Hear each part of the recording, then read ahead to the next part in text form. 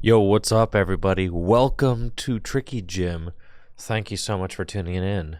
Hopefully, you're having a most lovely Wednesday. That's right. It is Wednesday. Let's go. Let's go. Appreciate you being here. We've got an exciting stream ahead. We've got the first Full Grip Games League nights that I'm going to be streaming here on the channel. The first Standard League night. I streamed Gym Leader Challenge League night last week. This is our first Standard League night. My new studio space is almost done, as is my newest video that I have been working on concocting. We are so close to so many things being finished, and I am very excited about that.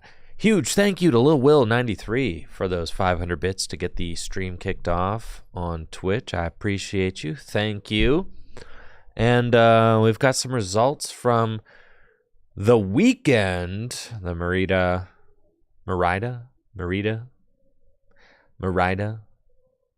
don't know.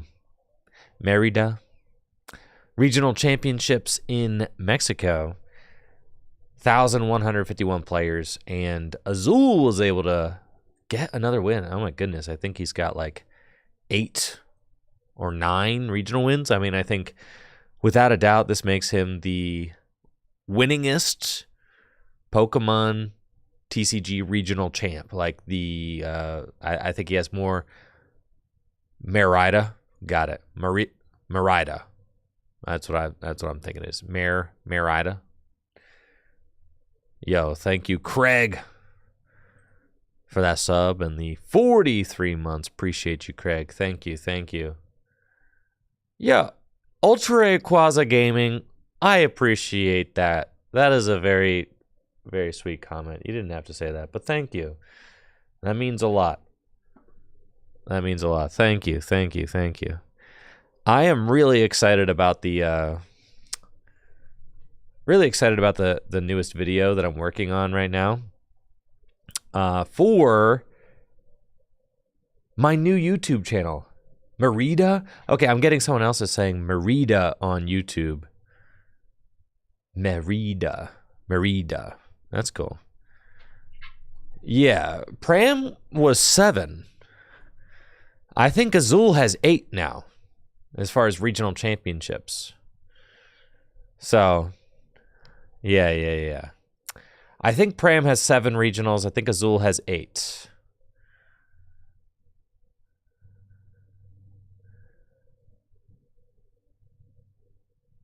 But anyways, yes, Azul with another regional championship under his belts with Miraidon this time. So let's take a look at this Miraidon list. I'm sure that we're going to be seeing some players taking up this deck at League tonight. I'm positive of it.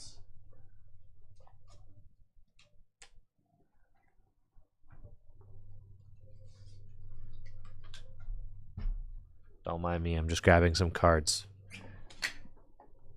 because I'm trying to test some cards right now. Anyways, here is Azul's list. And from the looks of things, looks very standard. I mean, Secret Box Miraidon deck. Yep, this is about exactly what I'd expect. And honestly, very similar to the kind of list that Jesse was working with.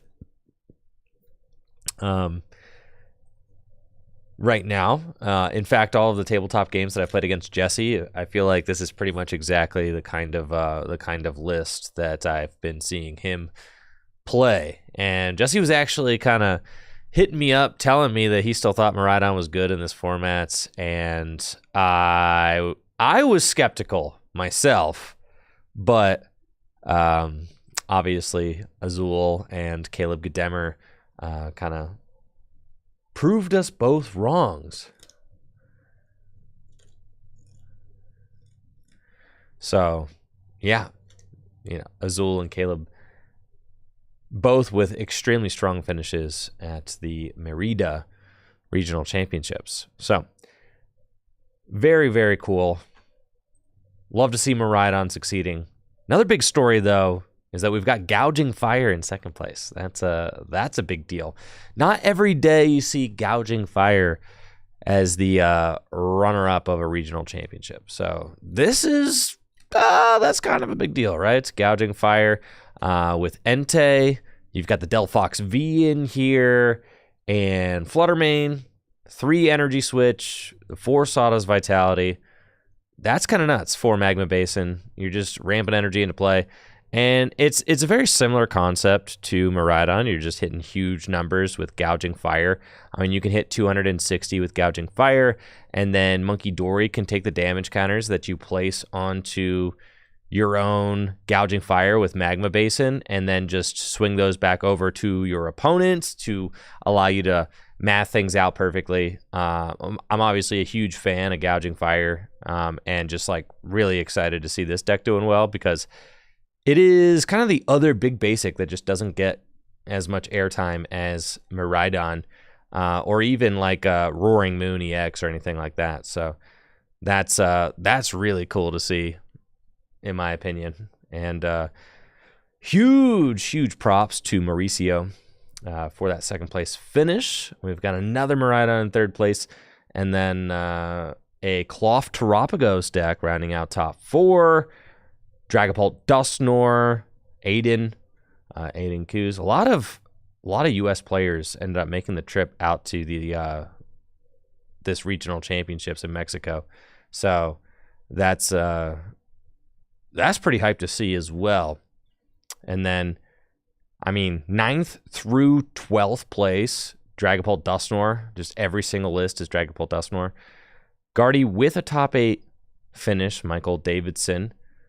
But obviously the big story here for Miraidon in top 8, half of top 8 at this regional championships is Miraidon.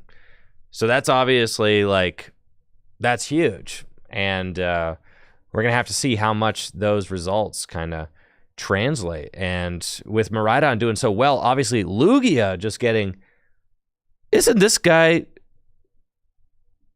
Eder?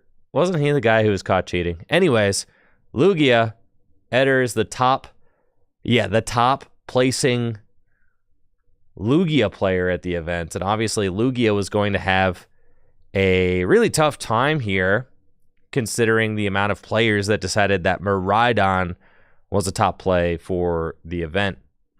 Now, it does look like all the Miraidon lists pretty much have agreed that just 1 double turbo energy is correct. 2 Iron Hands still, but just the 1 double turbo energy, as you're trying to, kind of figure out which cards you actually have space for. I mean, these Miraidon lists are getting really tight. No Zapdos either. Raichu's still here. But yeah, no Zapdos, Iron Bundle. I mean, everything is just as thin as it gets. You've got singleton Pokemon, 2 Miraidon, 2 Iron Hands, 1 Night Stretcher to get some guys back. Secret Box also just, I mean, a huge deal. Secret Box being the ace spec of choice. Secret Box being able to get you 4 Seal Stone, a Boss's Orders, a Generator, and a Rescue Board is just like nuts. And that's just really strong. So, yeah, really solid performance this past weekend by Miraidon. Dragapult Dusknoir showing that it is certainly still a very real threat, and still a top deck as well. How am I feeling about Gardevoir in the current meta? Gardevoir just seems really solid. I mean, look, it's still here, right? Gardevoir is one of those decks that's just not going to go away. It's a solid deck. If you know how to play it and play it well, like, you could certainly have a good time. As we see, this Gardevoir list has got some cool stuff going on. You've got a Spiritomb in here.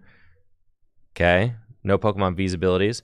You've got a Fezandipity in here for some explosive draw as well. And a Nest Ball. The weird thing about playing cards like Fezandipity and Guardy is that you're not usually playing a lot of Nest Balls or Ultra Balls, right? And as we can see, this list only has 1 Nest Ball and 2 Ultra Ball. But being able to go and get this guy to give you that explosive draw on the turn that you need it. It's like really good. The Mawile in here with a tempting trap, you know, allowing you to kind of cheese some win cons. And then the Hero's Cape A spec is also a really big deal, meaning that you could just have a 400 hit point Gardevoir. And, you know, 400 hit point Gardevoir, that's pretty big.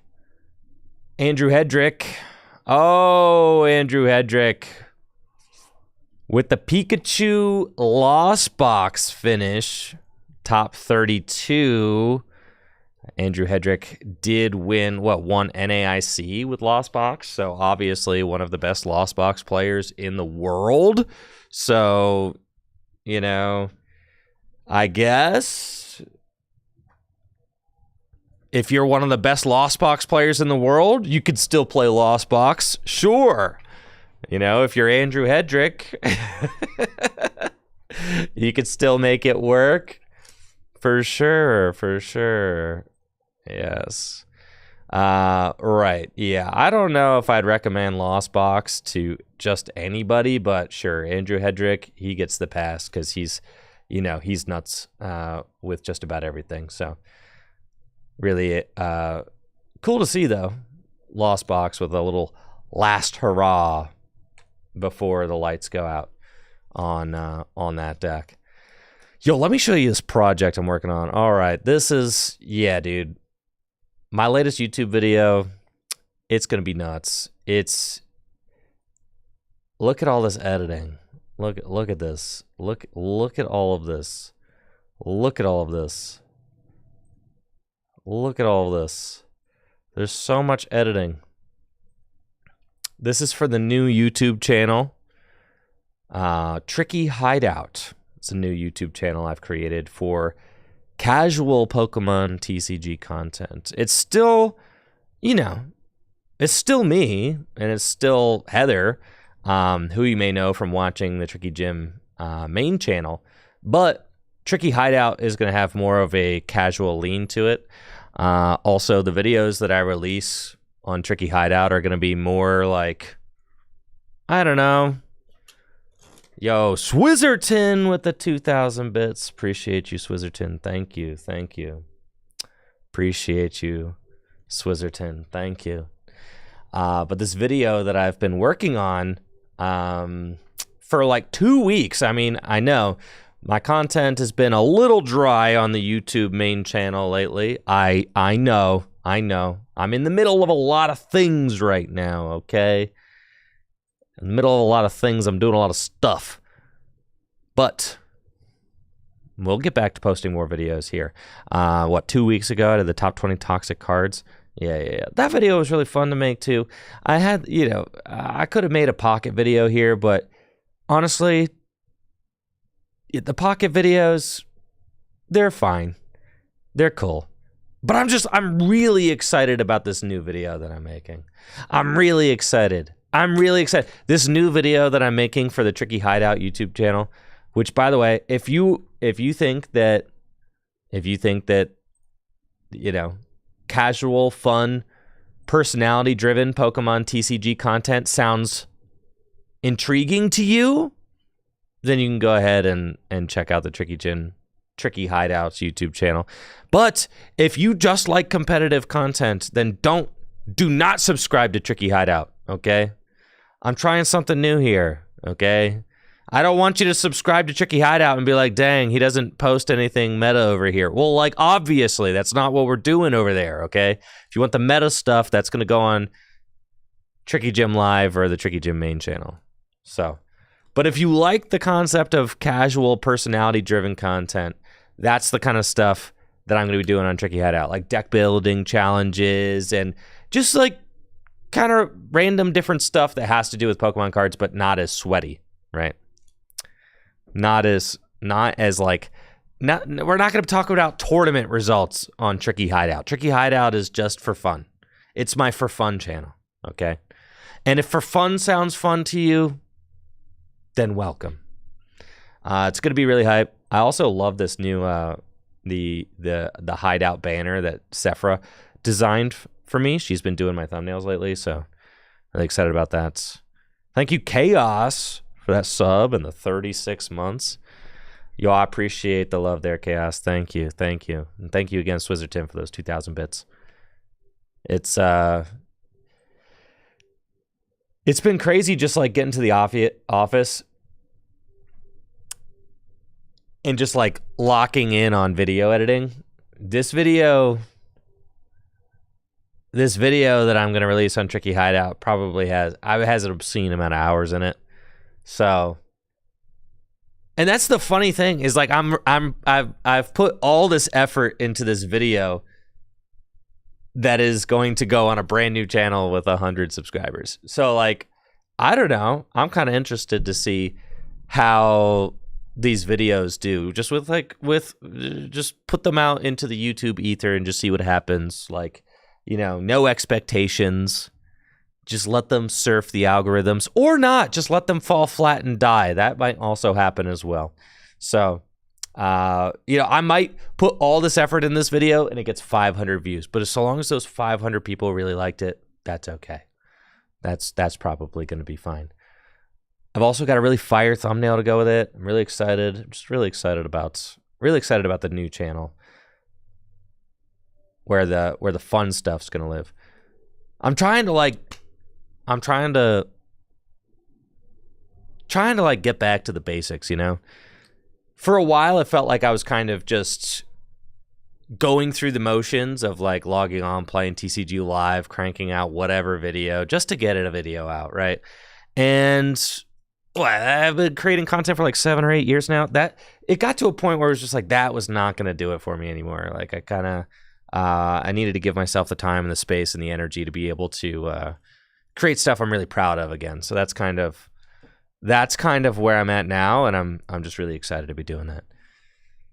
Oh, it's 7 p.m., folks. That means that Standard League at Full Grip Games is just about getting to the point where it is going to be getting started. Well, let's go. That was very exciting. There we go. Got our table there. We got the shop there. All right. And do bear with me.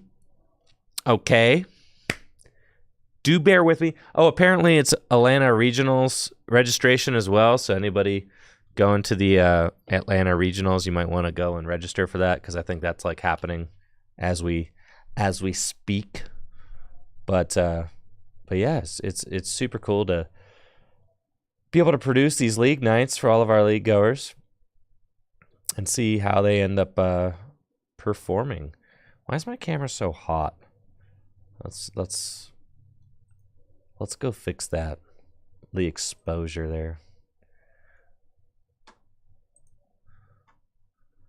Let's see.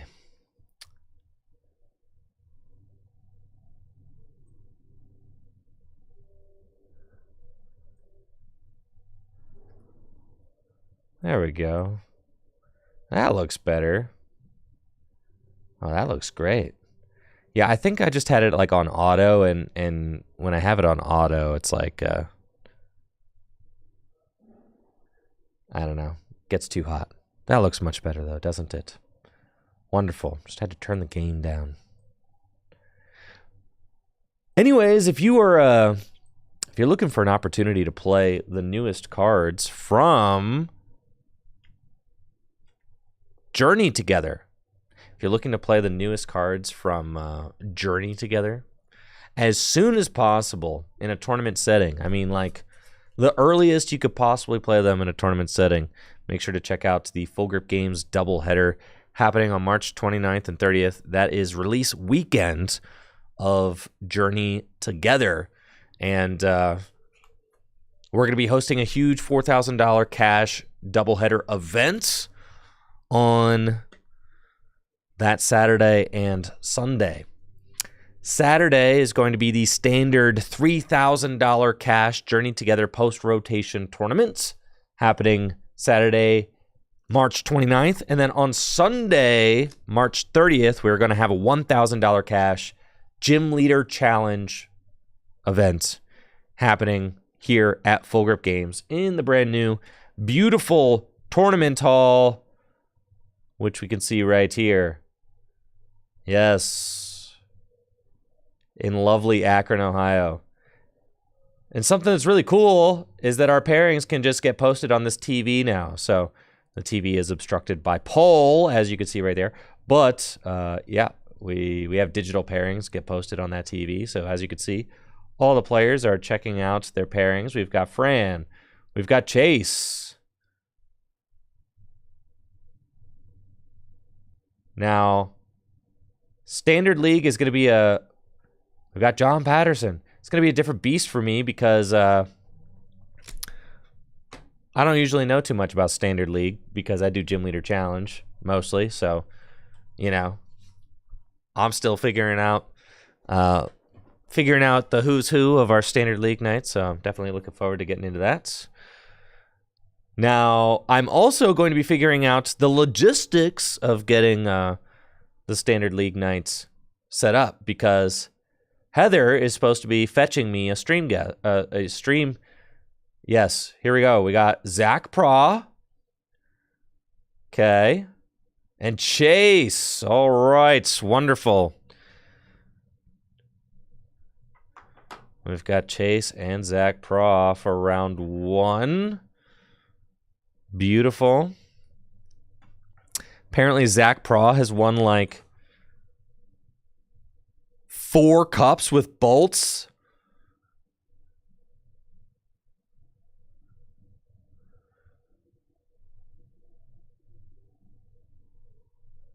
So Zach Pra, as you can see, yeah, they're digging the new stream digs. That's pretty cool. Pretty cool to see. All right, now I have to get the names in. So excuse me real quick while I think about that. One day, I'll be able to hire a studio hand. When Tricky Jim has many viewer. One day, when the Tricky Hideout YouTube channel blows up, I'll be able to hire a studio hand to help me to do this stuff. But for now, it's all me. So.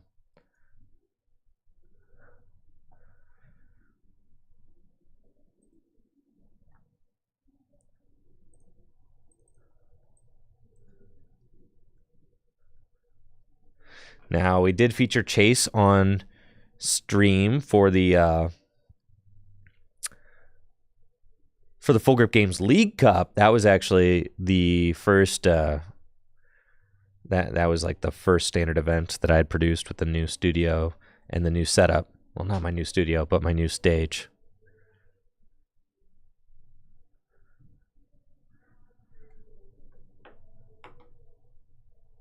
I feel bad, but I have to look up how to spell Chase's name every single time. I always do stupid stuff like put the U before the I or whatever. One of these days I'll remember how to spell it.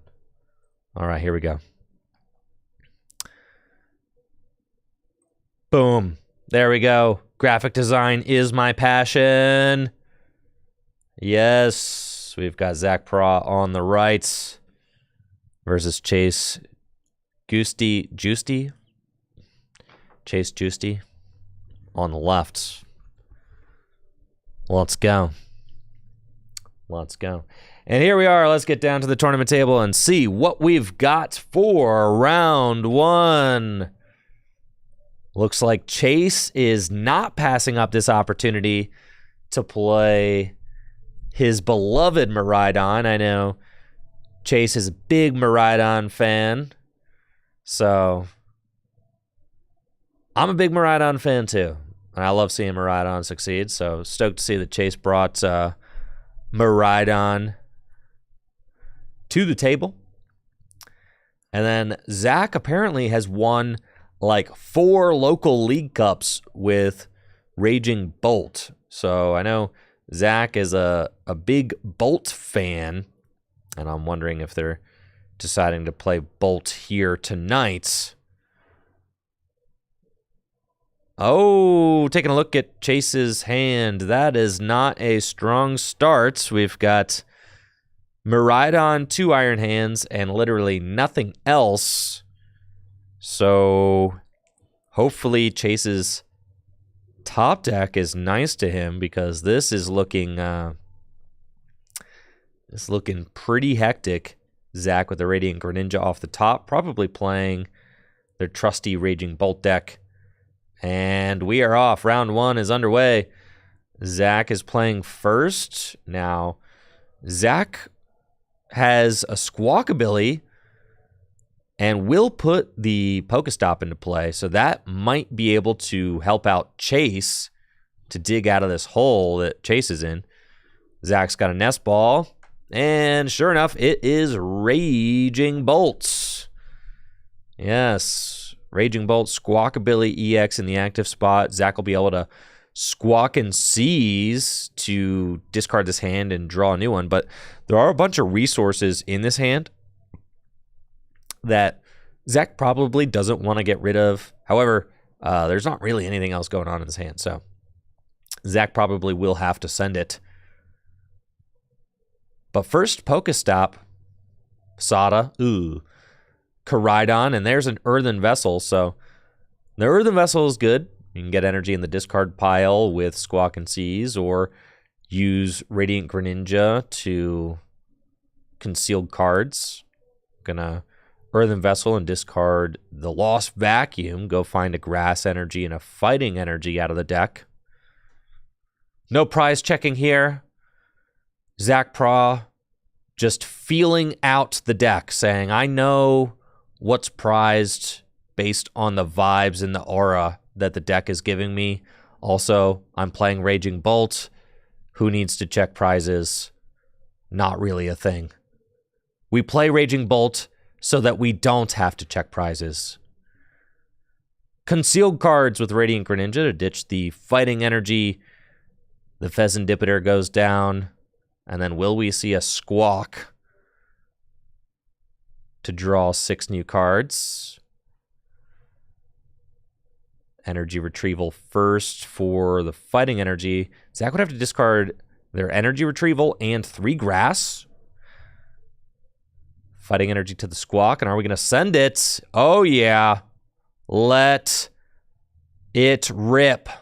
3 Grass Energy. Energy Retrieval down. Can Zach find a Nest Ball to go get out a Teal Mask Ogerpon? I don't see a Nest Ball.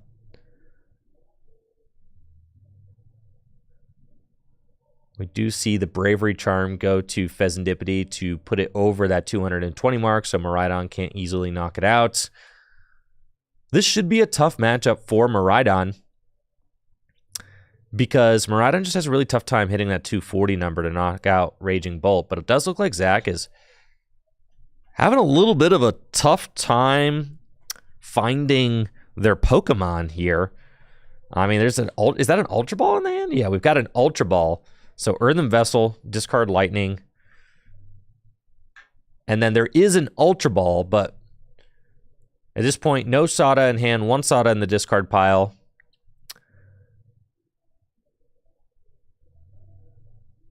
Raikou can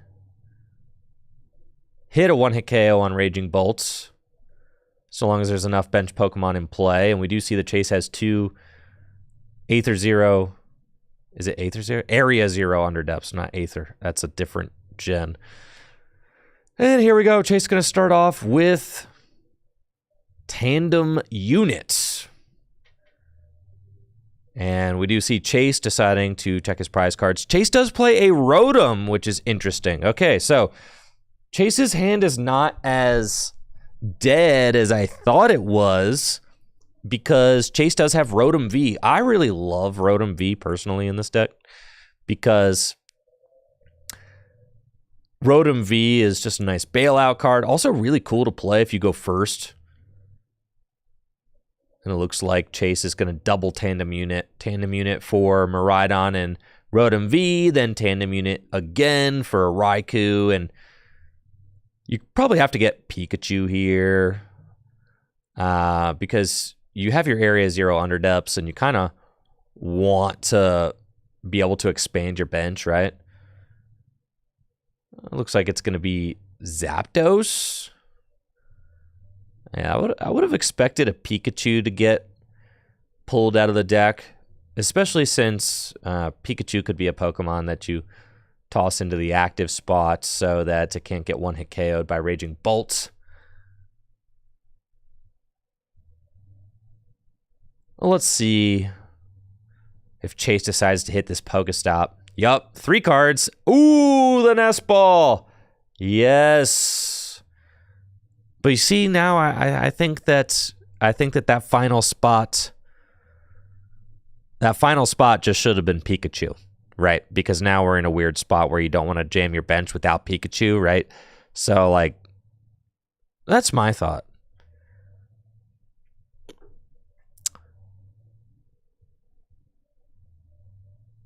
Let's see where Chase goes. Handful of lightning energy, nothing really else going on, right? And I think this is why Chase got the Zapdos, because Chase is like, all right, I'm going to retreat into Zapdos and then go for Rotom. I think he was kind of committed to that line. And Chase has got a bunch of playable cards off of that instant charge there to end his turn. He's got a Electric Generator. He's got a Pheasantipity. I mean, he's sitting pretty good. We'll see if Zach is actually able to draw to this weird situation that they're in, because we see it's just an Ultra Ball and a handful of energy. That's what Zach's got right now. Ultra Ball, discard Fighting and Lightning to go get a Teal Mask Ogerpon. And funny enough, Zach can now expand their bench to 8 Pokemon because of the Area 0 Underdepths. So Zach certainly doesn't mind that stadium being in play. And we see the stadium seating going on with the bench. 2 lines. Concealed cards, discard Fighting. Will there be a Sada? Energy Retrieval, Trekking Shoes. Trek. Keep. It's a Gear. Teal Dance to accelerate a Grass. We find Prime Catcher. If this Gear finds a Sada,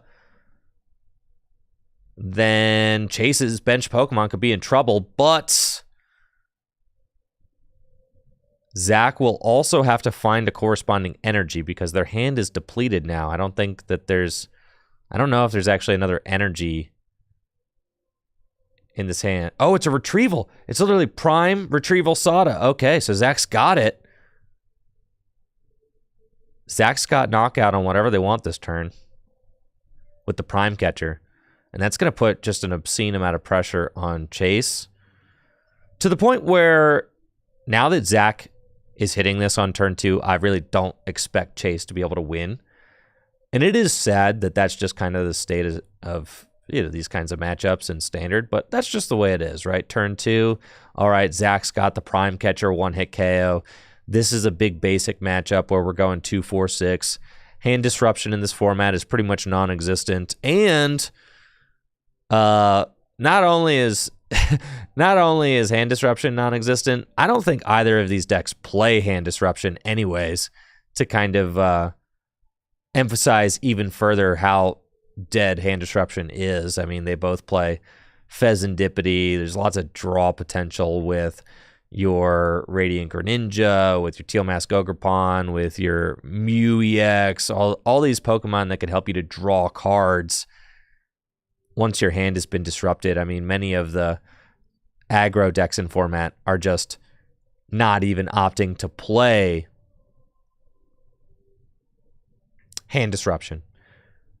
So, Zach will just establish their board. I mean, right now we've got everything, right? 2 Bolt, 3 Teal Mask, Prime Catcher. Boom. It's everything.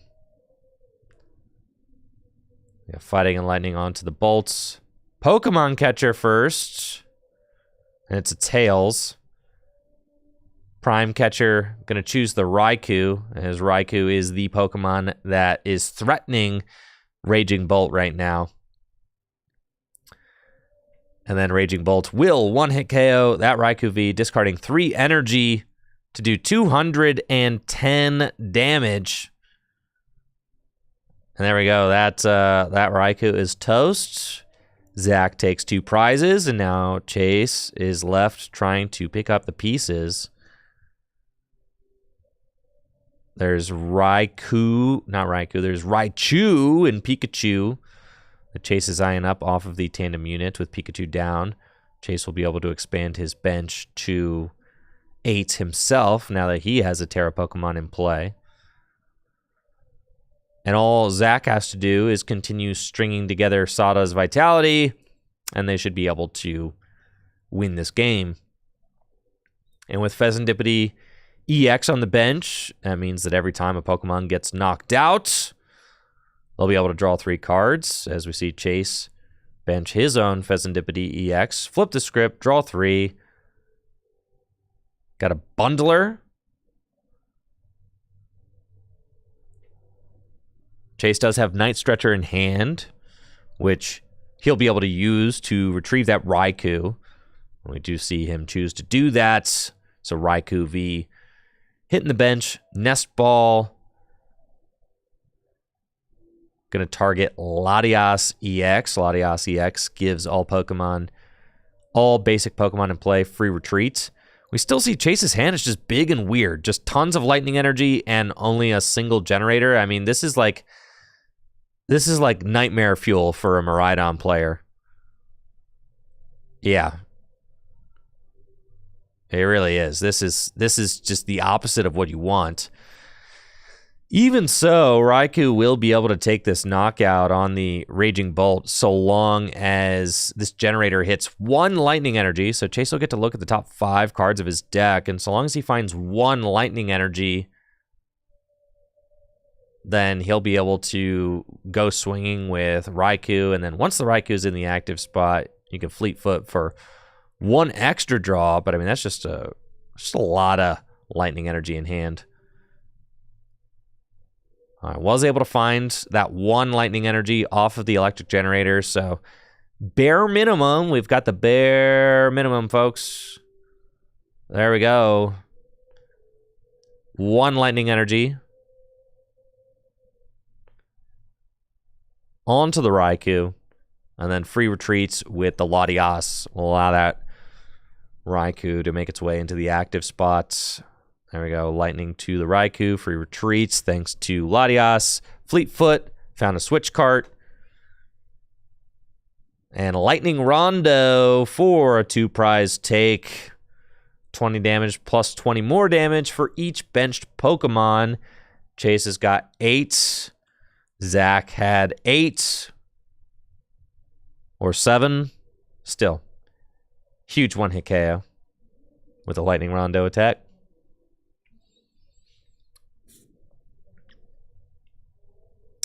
And Zach has found themselves another Sada's Vitality. So, as we said earlier, all Zach needs to do is play Sada 3 times and they cannot lose.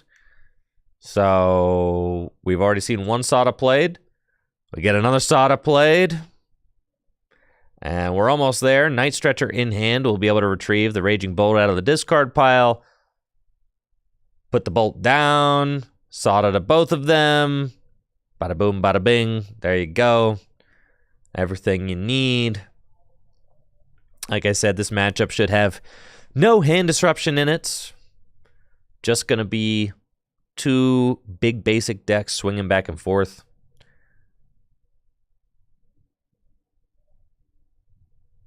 Sada's Vitality can accelerate up to 2 basic energy from the discard pile to your ancient Pokemon. We got the Lightning going to the active, fighting to the bench, and Zach has to draw 3 cards.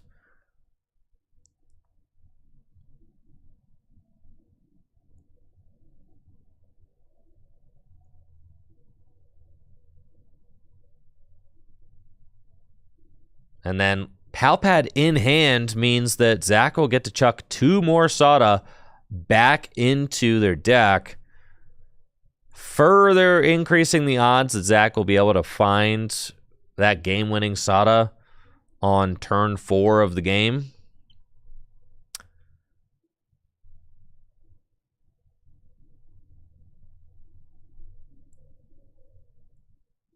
Zach does have Sada in hand and a Briar in hand.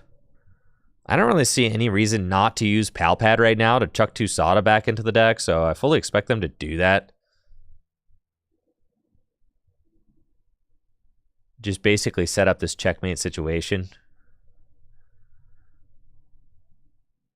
Night Stretcher can pull a basic Pokemon or an energy. Looks like we're going to go Night Stretcher for the grass first, Teal Dance. That makes sense. You don't necessarily want to draw into the Sada that you're about to put back into the deck. We've got another Teal Dance. It's another grass energy. Boom.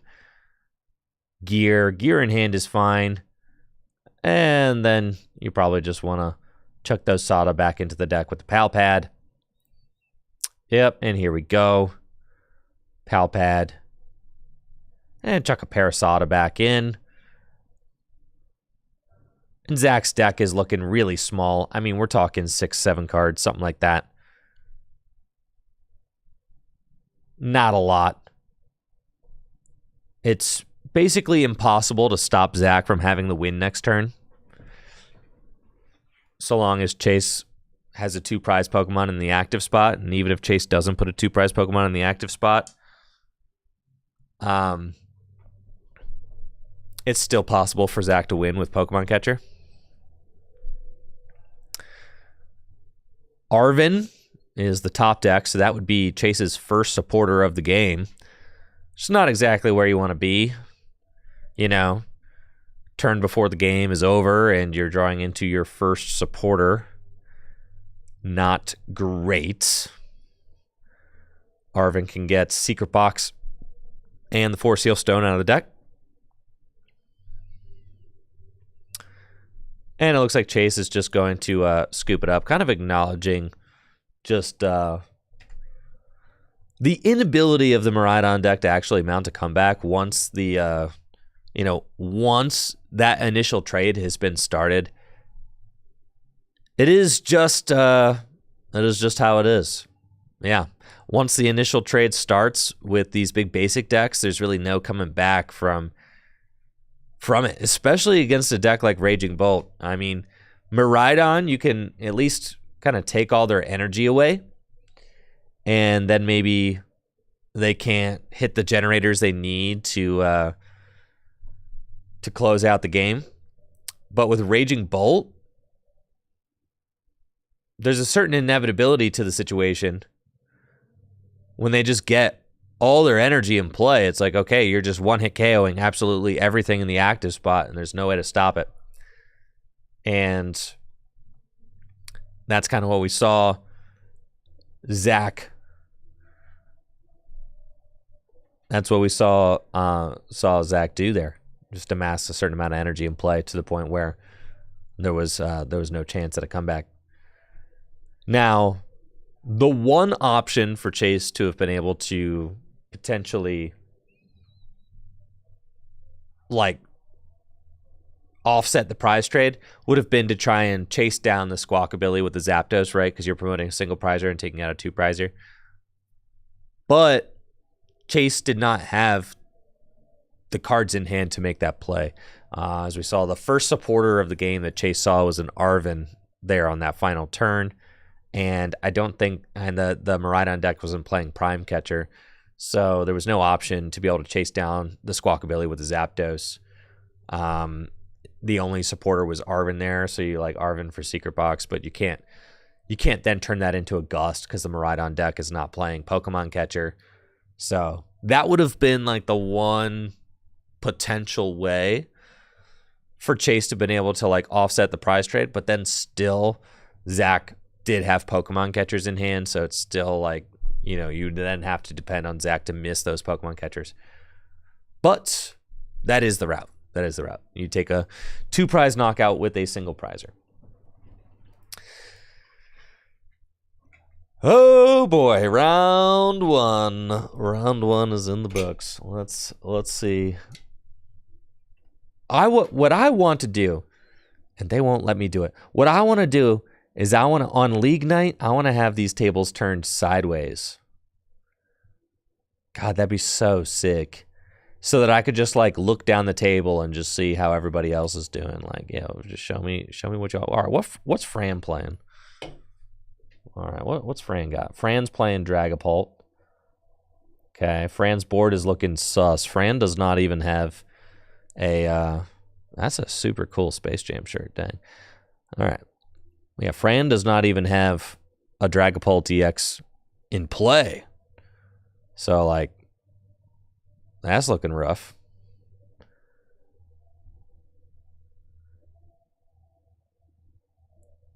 Yo, we got Joe here. What's up, Joe? Chase in the YouTube chat saying this deck sucks. All right, what's Dylan got?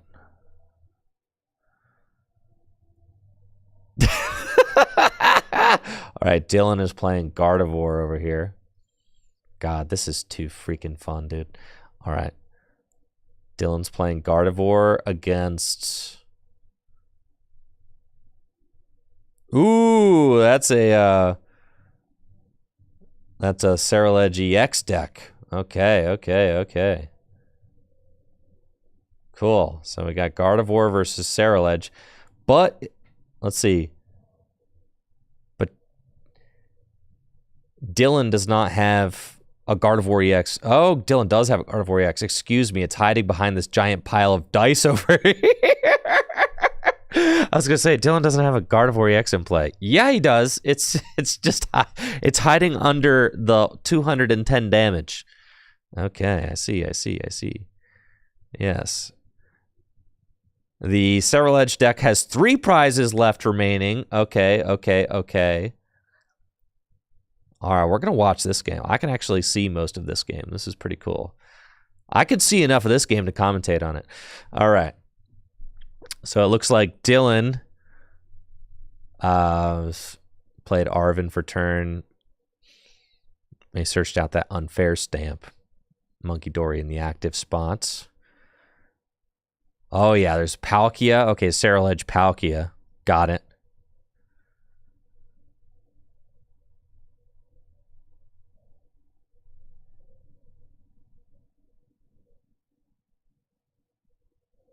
It looks to me, maybe the unfair stamp. No, the unfair stamp has not been played yet. Okay, and here we go. Unfair stamp. All right. Unfair stamp. Let's go. Hey, stop walking in front of the camera. Can't you see there's a... Can't you see there's a stream match going on over here? Hey, get your Gatorade out of the way. This is a stream match. All right, and the cuts. Let's see. Dylan's going to get 5, and his opponent's going to get just 2. And from what I could see, Dylan's opponent does not have any board stability in play, so no Fezandipity or anything like that. All right, Dylan's got the Night Stretcher, Screamtail.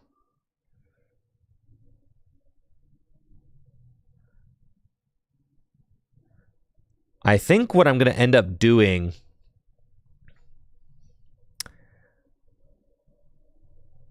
is I'm going to... God, one day I'm just going to need to get another camera to, like, mount on that wall so I could just look down the line, you know? And just kind of see all the matches. All right, looks like Monkey Dory is going to ping. Dude, that's a Monkey Dory war. That's crazy. And then here we go, Screamtail.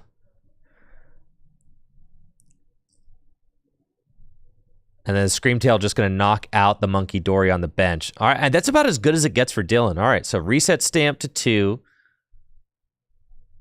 And then boom. All right, that's going to take Dylan down to 2 prizes. And then Dylan's opponent, Water Energy off the top. What's that hand? That hand stinks! All right, Night Stretcher, though. All right, I wonder if there's any Pokemon in the discard pile that they can Night Stretcher for.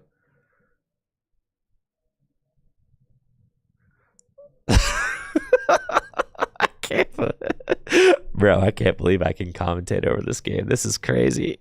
That's what I'm saying. I need to get another camera down here. Because there's so much content happening everywhere. Content is all around us, chat. Content is everywhere. Content is everywhere.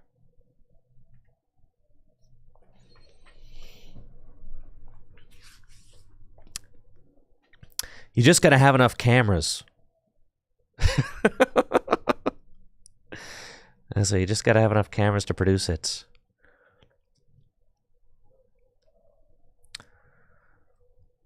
All right, so I highly anticipate that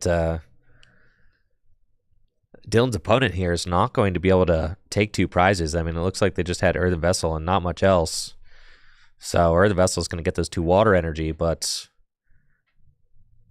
what else are we doing, right? You're just going to have to knock out the active and hope. And Dylan's got the Drifloon with the Bravery Charm on the bench. So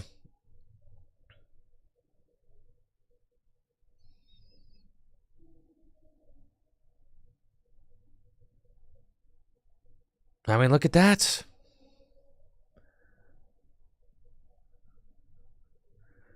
Jamming Tower is there. True. Good eye, Matt creates over on Twitch. Good eye. Good eye. The Jamming Tower is there. That is so true. So even though Dylan has the Drifloon with the Bravery Charm, that is not a checkmate yet. All right, Dylan's going to draw. Yo, move your shoulder. Move your shoulder. All right, here we go. Curlia.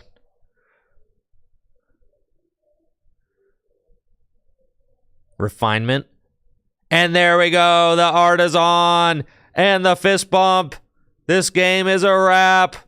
Dylan advances to 1-0 at Full Grip Games League and will join Zach Praw at the 1-0 spot.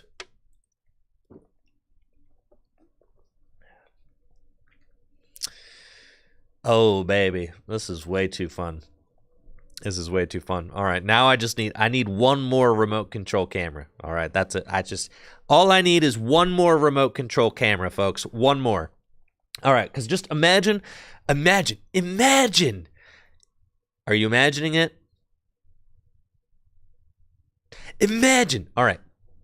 Imagine another remote control camera like right over here, right? Like right over there. Because I've already got the controller, so I'd be able to control it. I just need the camera.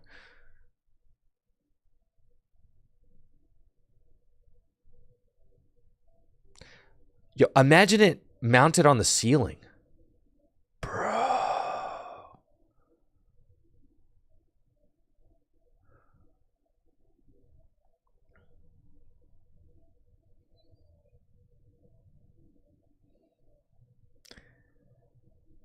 I mean, the controller, you can control up to... Oh, yeah, we've got space here. All right, Fran. Fran versus John Patterson. Fran just played Lance. John, move your wrist. I know. I need a fly cam. I need a fly cam like they got at the NFL games. That's so true. That's what we really need.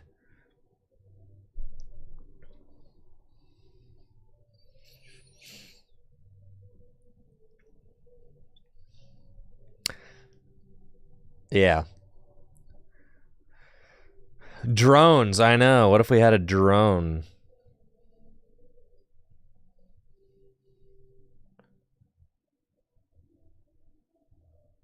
Drone footage would be really hype. All right. Fran's Dragapult board is looking a lot less sucky than it did earlier. That's for sure.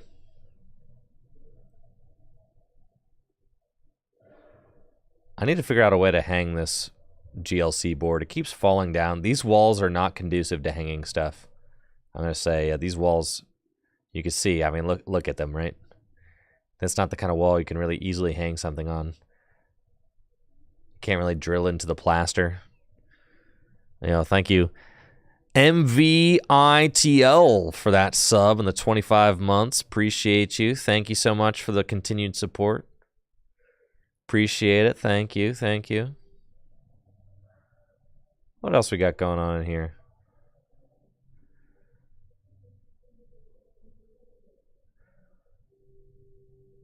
Dylan!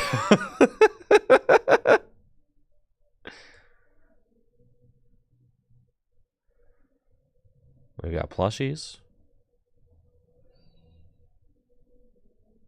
Zeely with the Birkenstocks. See if we can get a close-up of those Birkenstocks. Yes, we can.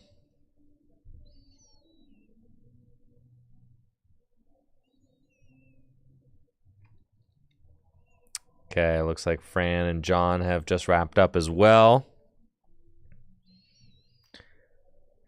Oh, that's Matt Velasquez. Yo, what's up, Matt Velasquez? Yo, thanks for the sub. Appreciate you.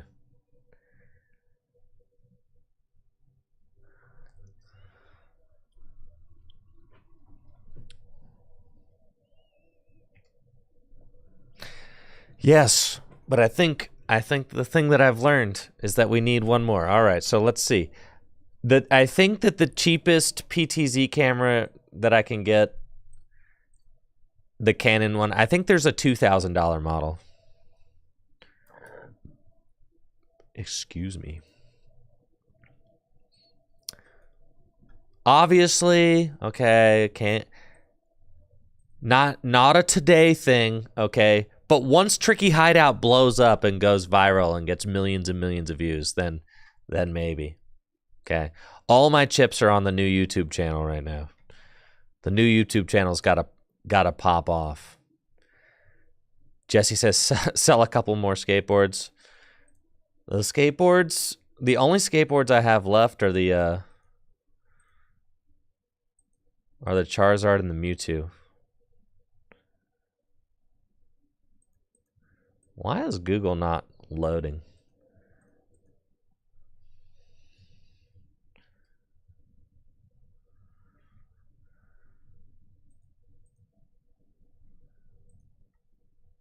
Just not working.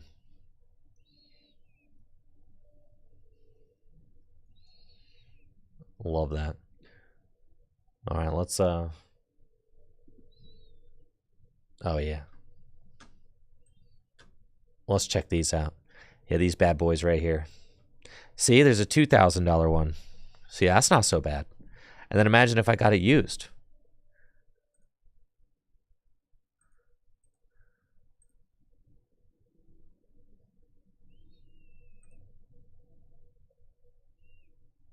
Yeah, here we go. All right, B&H. The CRN. I have a CRN 500 down there. This is the controller I'm using. The CRN 100, yo, it's only got one review and it's 2 stars. That's a no-go. This is the one we've got here at the shop. Dang, what a beast. Yeah, this thing is beast mode for sure. No wonder I can commentate on people's matches so far away. Yeah, that thing's beast mode. All right, but say... Yeah, all right, we didn't go for the 4K one because nobody needs to stream in 4K, I'm saying. Like, I don't know that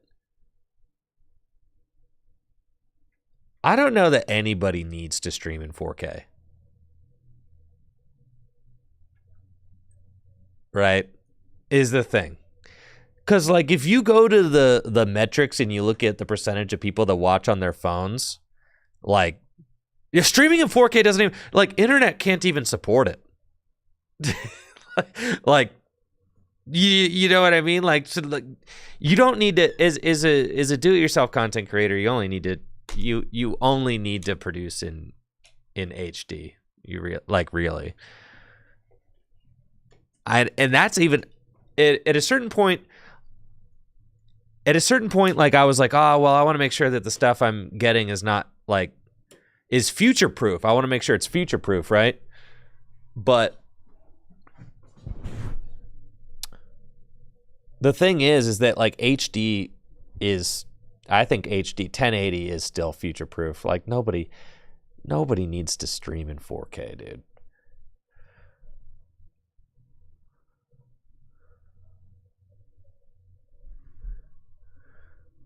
This face cam's running a little hot. Now it's running a little dark.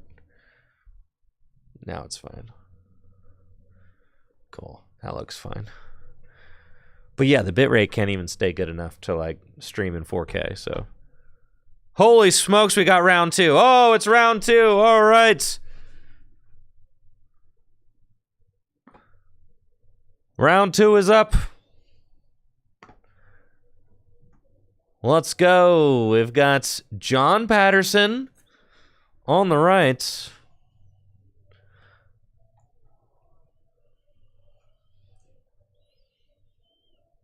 And then I'll have to check my text messages to see who we've got on the left.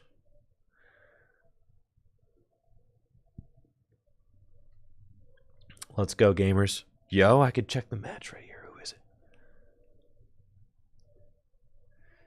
No, I actually can't go further down. All right. Enhance. Enhance. Austin. All right. It's Austin versus John Patterson. There we go. Beautiful.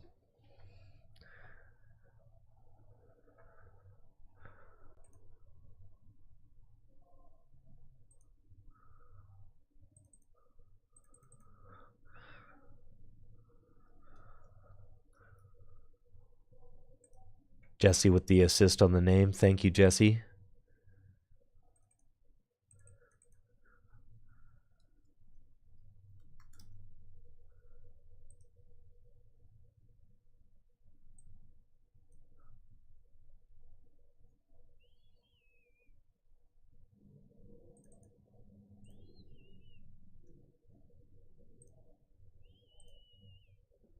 Round 2 is underway. Let's go. And we've got Spider-Man meme. 2 Fluttermane in the active spot right now. But we are not seeing a mirror match. It's a riddle. Can you answer it? Thank you, Matt Creates, for that Prime sub. And thank you, Concerned, for that sub as well. Thank you so much. We've got our Austin Charles on the left versus John Patterson on the right.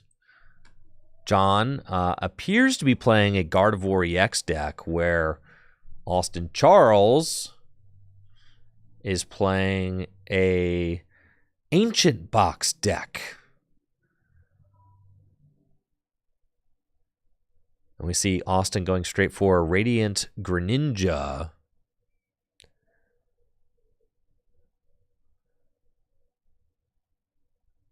Start with the concealed cards. Discard Darkness Energy. We've got an Ancient Booster Energy Capsule and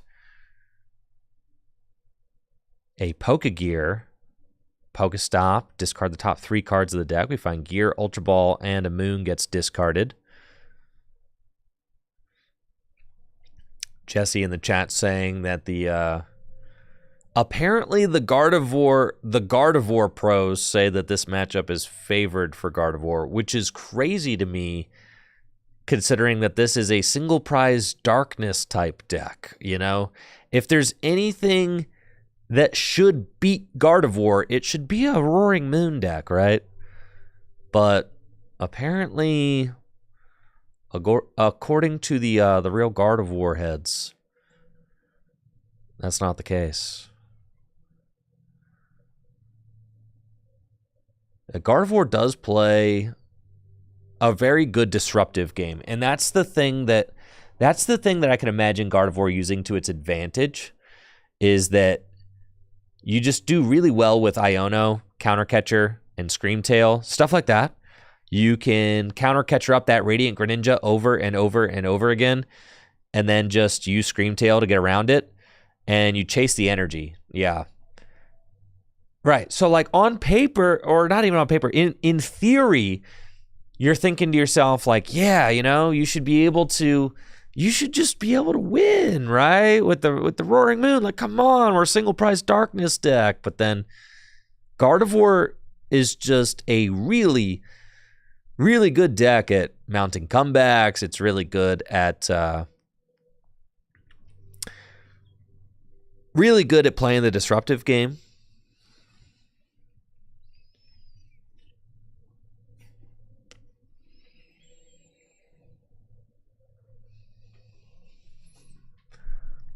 And John has got a Psychic Energy off of the Earthen Vessel, discarding Turo Scenario. And then Will Iono, so both players put their hands to the bottom of the deck, and we'll get 6 fresh cards. John desperately looking for some Ralts, and finds the Buddy Poffin, as well as an Artisan. So John will have plenty of Ralts to use that TM evolution to evolve up. So that's great news for John. Great news, great news.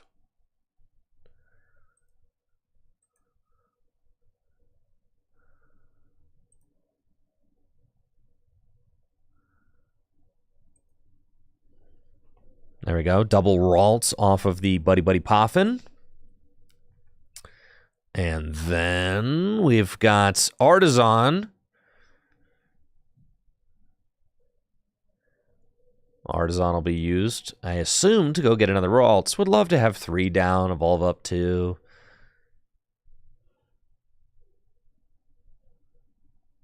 Into Kirlia, have potential to get a 3rd Kirlia next turn. Looks like John might just go straight for the Screamtail, though. Would give a nice promote if this Fluttermane goes down, but I really don't expect the Fluttermane. The Fluttermane probably get knocked out, yeah. Right, because all it would take would be a Sada to both the Fluttermane and the Roaring Moon, and then an attach from hand.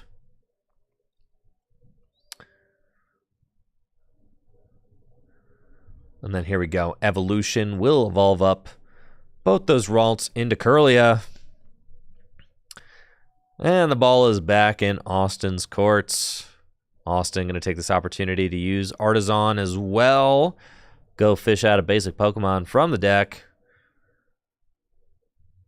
Going to be another Roaring Moon. I know, big surprise. It's a nice hollow one, though, from the Play Pokemon promo packs. Do love that. Those Cosmo foils really pop off the table. Gotta say, they look pretty. Love it.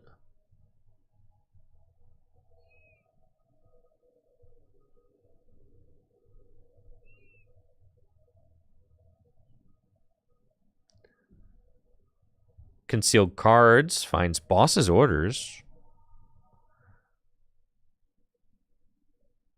And Explorer's Guidance. Would like to have a Sada, though. And there is the Secret Box. With Secret Box, all things are possible. Secret Box, incredible A-Spec card. Allows you to discard 3 cards from your hand. And then you get to search your deck for one of each type of trainer card. So you can go get a tool card, a supporter card, an item card, and a stadium card. So it is a net -4 to the hand. You have to play the Secret Box and then discard 3 more cards, but you go get 4 cards out of the deck. So it is an even trade. I mean, it's expensive to have to play Secret Box out of the hand. I mean, sometimes you can't even play it, which is the downside of Secret Box. You need to have a pretty large hand. But in this current standard format, having a large hand is extremely common. There's not,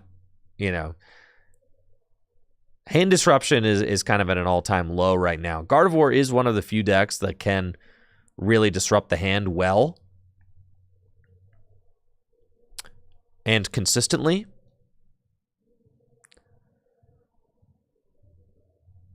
It looks like Austin was able to find the Sada there and get a bunch of other cards off of the Secret Box.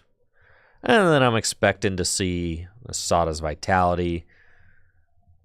Retreating the Fluttermane out of the active spot, not the most fun thing to do.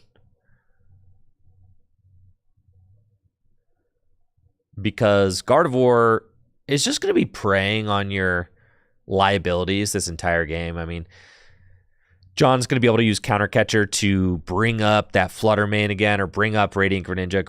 Radiant Greninja is like the key target, right? Because you can't Sada to the Radiant Greninja, so you're just going to keep chasing it and just bring it into the active spot, snipe around it. And then you can use Monkey Dory to eventually knock out the Fluttermane 2, which could allow you to take a bonus prize during a turn, which is just really good. Could allow you to skip ahead. And eventually, once the Roaring Moon deck gets down to like, 2 prizes remaining, you're going to be Ionoing them to 2, making it so they just have a very small hand, and then counter catcher, bring up the Greninja, snipe around it. And basically, through just doing that over and over again, the Roaring Moon deck usually runs very thin on resources, and eventually something might stick. That Dark Patch there is a really nice hit for Austin. Just getting another energy into play feels good. Ancient Booster Energy Capsule to the Roaring Moon means that the Screamtail's not going to be easily knocking it out on the bench, as that Roaring Moon has got 200 hit points now, just an absolute unit. And John will promote Curlia. Gardevoir in hand, Earthen Vessel in hand. I mean, really, it's exactly what you want, right? You've already got your Gardevoir. You don't have to worry about finding it. You've got your Earthen Vessel. You can go get the energy that you need in order to power up your best attacks into the hand, then into the discard pile so Gardevoir can accelerate them into play. So we've got all the pieces right here. Austin up just 1 prize card. But John's deck does have a very limited amount of Gust. I mean, there's probably maybe 2 counter catcher and a boss's orders. I don't know that they play too much more than that. Yes, I think that's pretty average. So that's 3 potential Gusts. And John does have the counter catcher in hand right now, but do you even want to play that yet? You probably want to save that for when you're going to be disrupting your opponent's hand more. We do see Austin sitting on the boss's orders means that if John does put Gardevoir down into play, then Austin will be able to chase it down with that boss if John doesn't use a hand-disrupting card this turn. Going to be Arven from John. So that means no, well, unless he gets the Unfair Stamp. Unfair Stamp, I mean, with Unfair Stamp, you could set your opponent to a real low hand right now. It's possible, right? So it's also a possibility.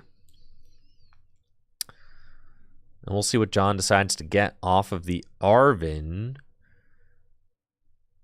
Looks like eyeing up a Nest Ball and just the TM Evo. Probably just to toss the TM Evo. Nest Ball for Radiant Greninja. That seems nice. Nice to have a little bit more board stability, especially with the Curlia evolved up.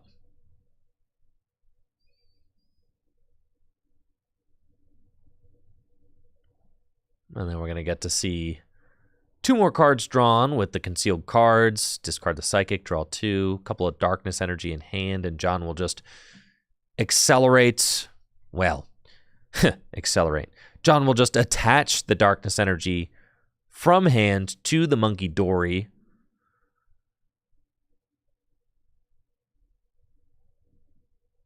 And then can accelerate energy with Gardevoir's Psychic Embrace.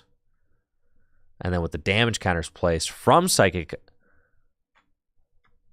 Embrace, John will be able to use Adrena Brain to move those damage counters onto a Pokemon of choice.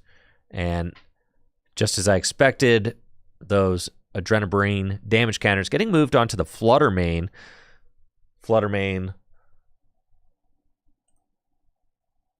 has only got 90 hit points. So just 3 Adrena Brain abilities, and that thing's going down.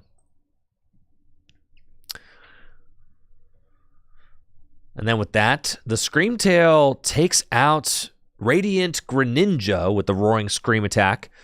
Does 20 damage times the amount of damage counters on Screamtail to one of the opponent's Pokemon. So capable of hitting the bench with 8 damage counters on the Screamtail placed by the Gardevoir's Psychic Embrace. That's 160 damage snipe, but Austin able to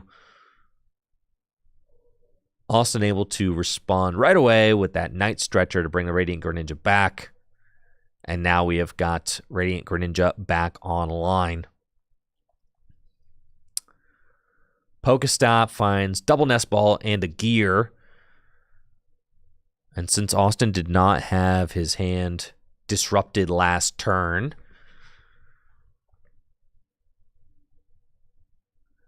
that means that he's got this massive hand to work with.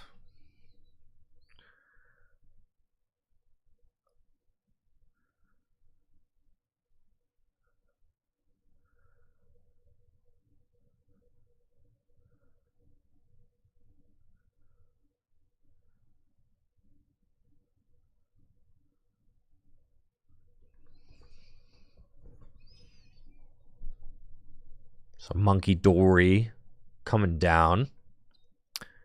And if Austin is able to get some Monkey Dory counterplay going on, then Austin will be able to monkey those damage counters right back. So we could actually get ourselves into a really funny situation where John is placing damage counters on the Flutter Mane with the intention of knocking it out over the course of 3 turns, and then Austin could just toss those damage counters right back to John. And since the Scream Tail only has 10 hit points left, I mean, it's possible that Austin could also just move a single damage counter onto the Scream Tail. I mean, you move 3 damage counters, but, you know, the 1 damage counter will get it done.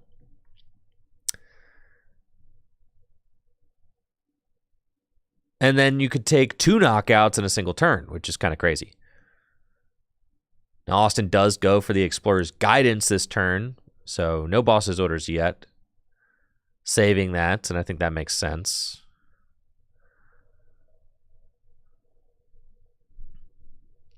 And Austin's going to choose 2 cards and then ditch the rest.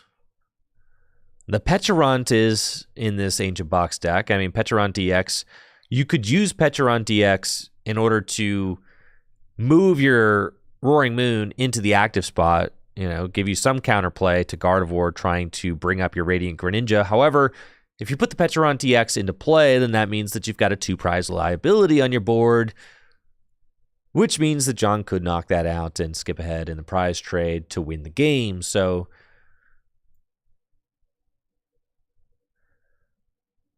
here we go. Adrenabrain, just as we thought, sparing the Flutter Mane and moving those damage counters onto John's Scream Tail. And now John has to promote another Pokemon. And Austin is going to be able to take a double prize turn. Double knockout. Knocking out both the Scream Tail and this Radiant Greninja. Assuming that there's enough ancient Pokemon or cards in the discard pile. And I do think that there are probably enough ancient cards in the discard pile. But let's take a look, right? Yeah, that looks like plenty to me.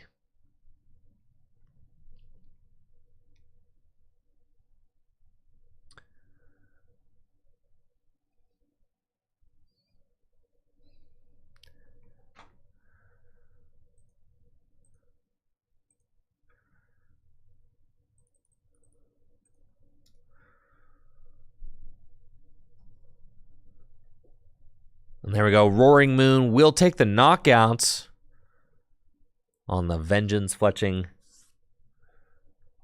attack. And Austin goes down to just 3 prize cards remaining to John's 5. So John's really going to have to start making moves here. You know what I said the other turn about John, you know, maybe needing to save the counter catchers and stuff for the key turns at the end of the game? Well, guess what? Those key turns have arrived. These are the key turns. So now, I would expect to see John use Counter Catcher to bring up Radiant Greninja. I'd expect John to want to use Scream Tail to knock out Monkey Dory. And then I'd expect John to, again, try to use Adrenabrain There we go. Big Pokestop. Finds Hisuian Heavy Ball. Discards Arven and Guardy. Let's see what we got here. Heavy Ball. John does need a Night Stretcher or something to bring Screamtail back.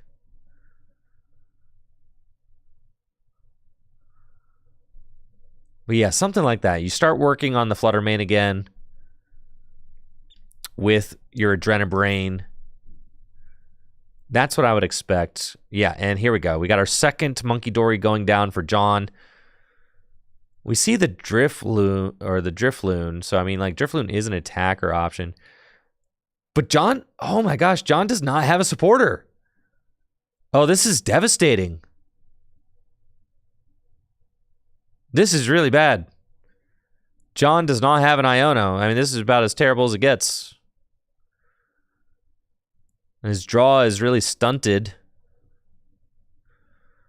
And I like this play from John. John deciding to just use the counter catcher to bring up the Monkey Dory so that this Drifloon can knock it out. I think that that's kind of a necessary thing that has to happen. The Monkey Dory being in play is kind of too problematic.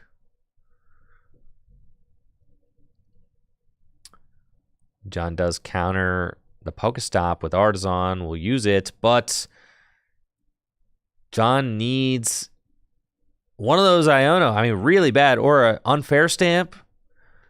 Even if John had the Arven, John could Unfair Stamp off the Arven. Getting another Ralts down is good. John does desperately need more draw. But we already know Austin's got Boss in hand. So Austin could very easily go down to just one prize card remaining, leaving John with 4.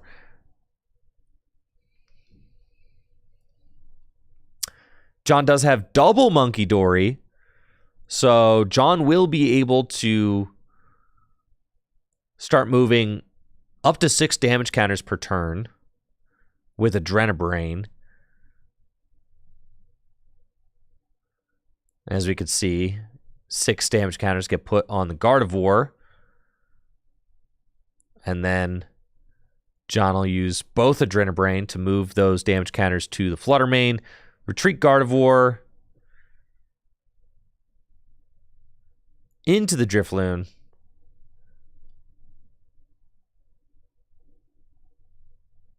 And then Psychic Embrace 3 energy to the Drifloon.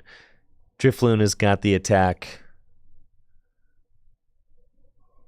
Holy smokes, I'm here on Limitless trying to just like, I think it's like Balloon Burst. I'm here on Limitless looking at Michael Davidson's top 8 list from the Merida Regional Championships, and there's literally no Drifloon in this list. I'm like, oh yeah, I'll just go look at the Drifloon and double check its attack name. Or not, I guess. Holy smokes, how many people cut Drifloon? Did everybody cut Drifloon? Oh my gosh. Yo, people be cutting Drifloon. Holy smokes. None of the Merida lists are playing Drifloon. Oh my god. I see it. Okay. Balloon Burst. Balloon Blast. There we go. So John will Balloon Blast. The Heroes Cape list is not playing Drifloon. That makes sense. That does make sense. That makes sense.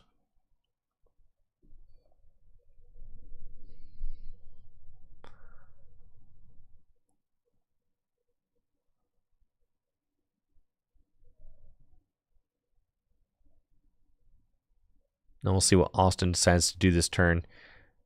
Will he save the boss's orders for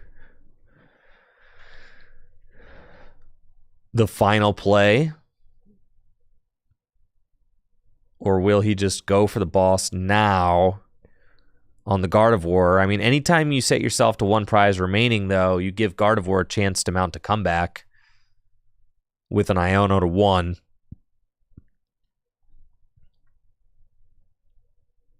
Night Stretcher and Counter Catcher off the Pokestop. And we see a Super Rod in hand as well. And it is going to be boss's orders on the Gardevoir, so This is putting John in a really tough spot. I think his other Gardevoir is in the discard pile right now, too. He milled it off of a Pokestop earlier, so no Gardevoir. No Gardevoir in deck right now. And then Austin looking to use Super Rod to shuffle maybe some Darkness Energy and a Monkey Dory of his own back into the deck. Looks like it's going to be 1 Darkness, 1 Monkey. Pal Pad.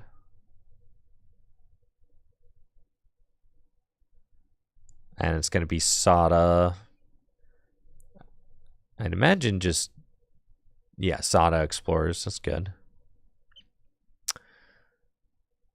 Chuck those back into the deck. Would have expected to see double Sada, I think, but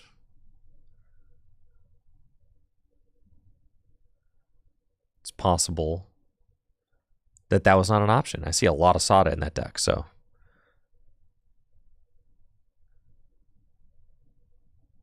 Yeah, I think that's all the Sada are in there.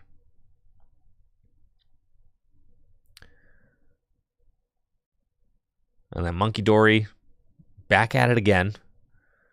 Night Stretcher. Holy smokes, dude. All right, Darkness Energy to the backup Moon. And then Vengeance Fletching should be able to take out this Gardevoir.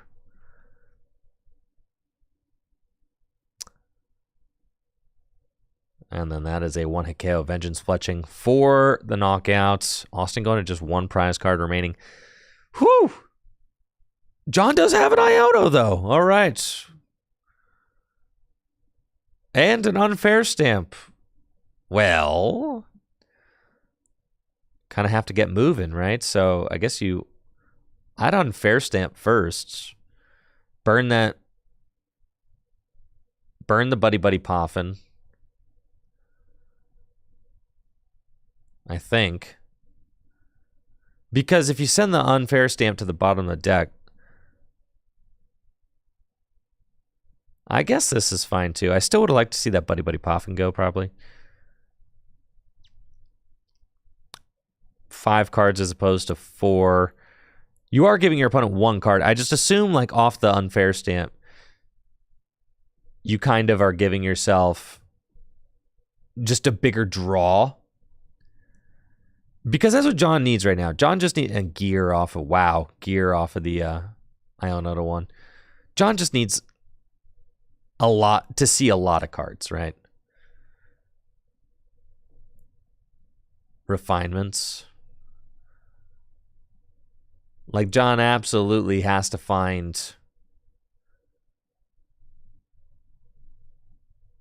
like, Gardevoir, basically a Rod.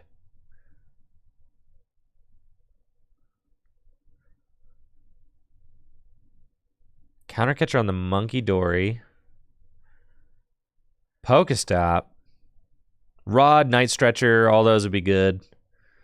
Just brutal. Wow. John can't catch any breaks here.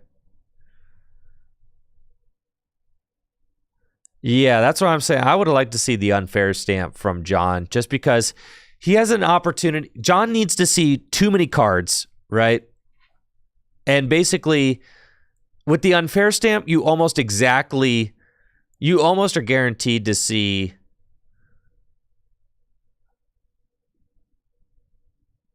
the Iono. I mean, all 5 cards, I think there's a ton of Iono in the deck.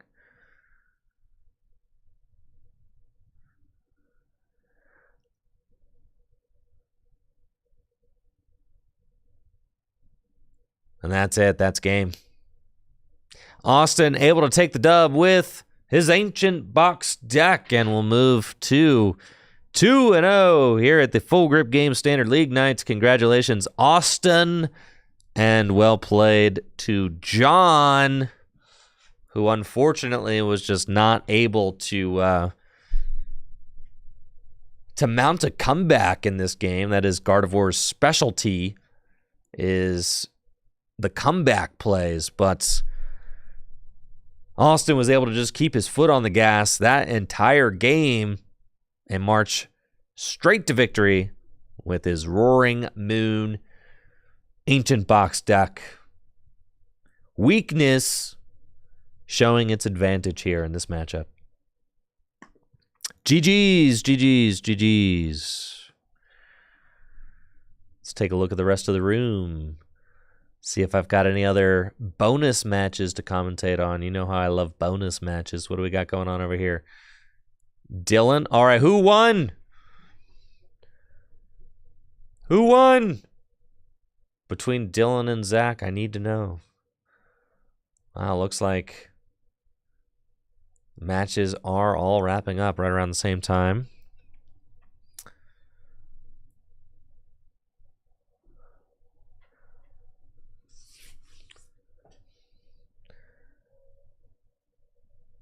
The slip has been signed, but who is the winner?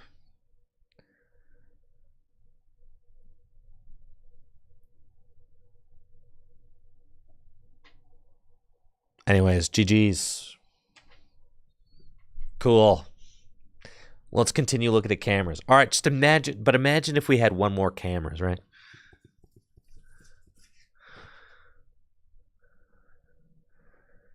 Brandon wants to know how many chairs are in that play space, and will it be more than that for the 4K?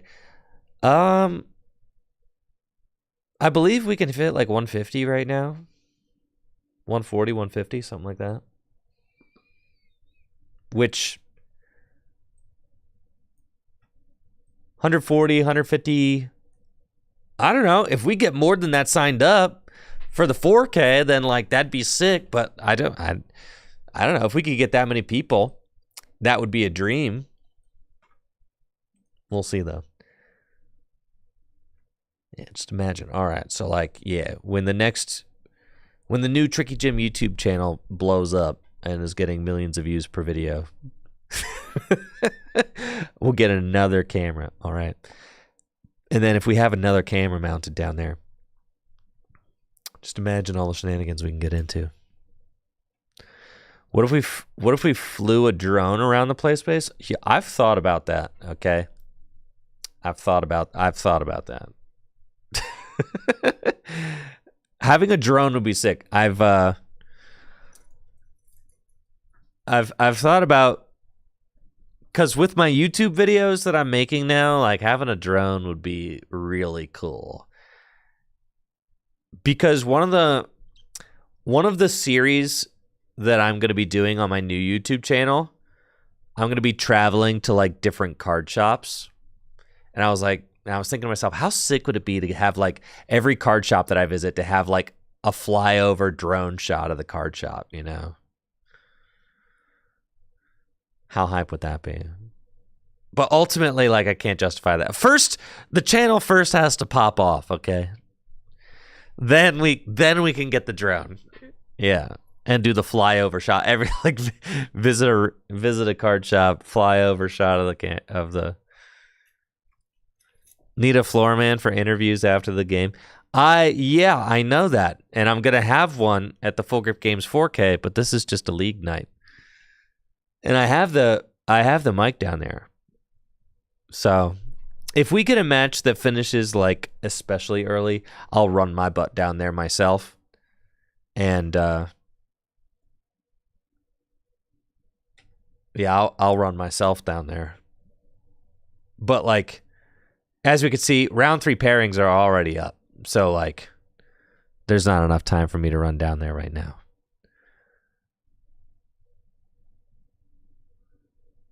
But I have the microphone. I tweaked it a little bit. I think the gain was just too high on it last time.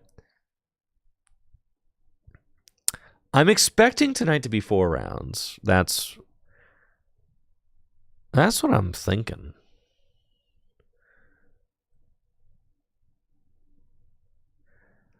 I need to get that information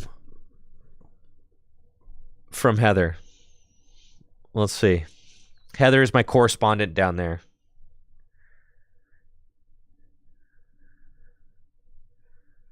And I forgot my walkie-talkie.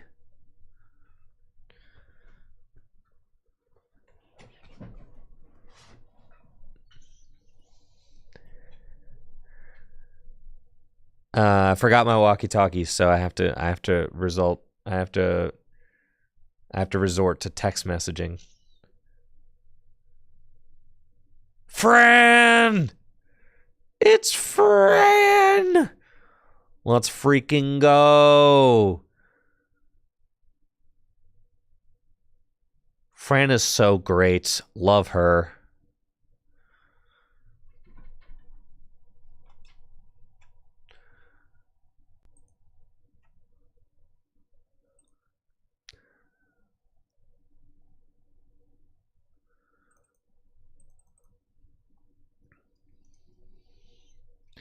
But I will have a co-caster for the Full Grip Games 4K doubleheader weekend. Riley Hulbert is making the trip out.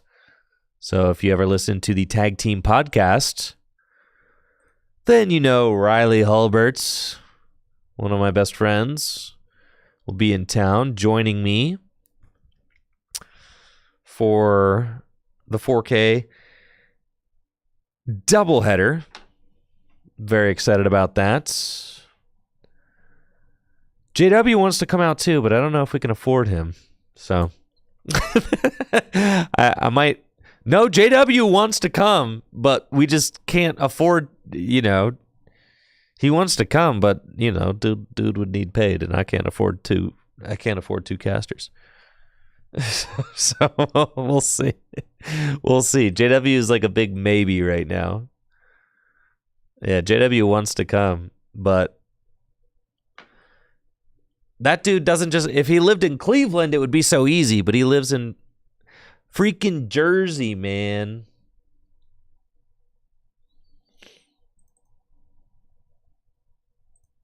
Jersey. But if he lived in Cleveland, it would all be so easy. He could just drive down. But instead he has to fly and everything, making everything so expensive.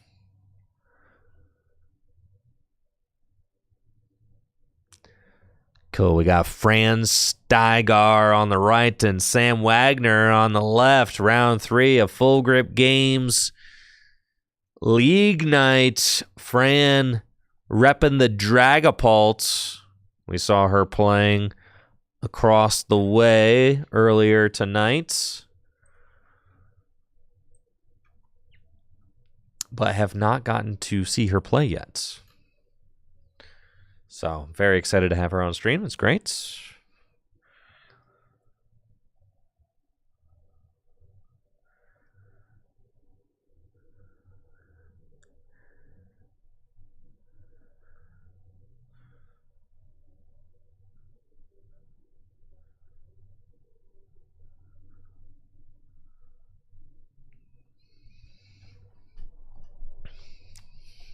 Thank you, Brandon, for running the bets tonight. I appreciate that.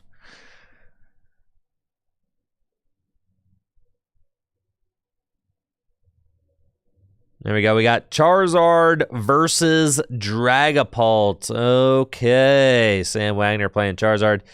Fran Steigar playing Dragapult Dusknoir. Very cool. Very cool. 2 stage 2 decks. It looks like it's just going to be a draw pass from Sam. And if Fran has got Badoo, then this could be a pretty rough go for Sam. But all I see right now is an Ultra Ball in Fran's hand. Fran will Ultra Ball away Dusknoir and the Night Stretcher, and we're going to see what Fran has got. There's the Badoo right there. So Badoo is an option.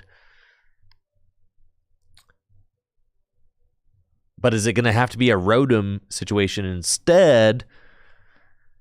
Luminion. Yes, Luminion. Luminion's going to be great. Luminion can use its Luminous Sign ability to go fetch a supporter out of the deck. Only got another month or two of Luminous Sign before that card rotates, along with all of the other Pokemon V and any other card from the Sword and Shield block. We will be saying goodbye to them forever. Forever. Luminous Sign will grab Arven. Arven will fetch a tool and an item card out of the deck. And it's going to be Buddy Buddy Poffin and Forest Seal Stone. Forest Seal Stone going to be rotating with all the other Pokemon V and all the V-Star powers. You're never going to need to look at another V-Star marker ever again, folks. Come April, V-Star markers will be a thing of the past, unless you play expanded format, in which case you'll need a V-Star marker, a GX marker, and whatever the next marker is that we inevitably end up getting. So lots of markers and expanded. Mega markers coming in the fall. You think so? You get to Mega Evolve one Pokemon per game. You mean you don't think we're going to do Spirit Links again?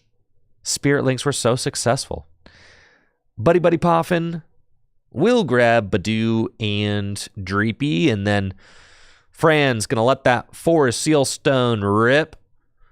Star Alchemy can go get her whatever she wants out of the deck and into her hand. She's got the double Dreepy Badoo going on, so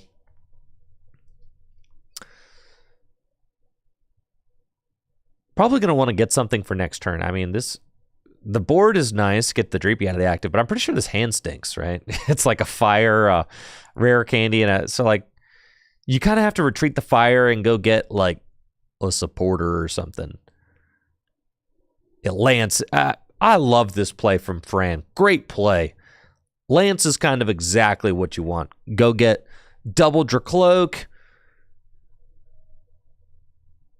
Keep drawing through the deck. Just ditch this energy. Item lock the Charmander. And you're chilling. Fire energy can retreat the Dreepster. Get that dude out of here. Badoo. And Badoo's got the free attack. Itchy Pollen. 10 damage. Don't forget the 10 damage.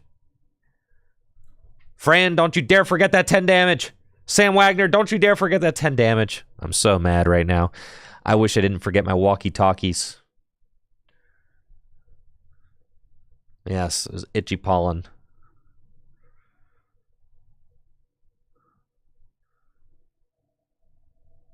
Beautiful. Thank you, Sam.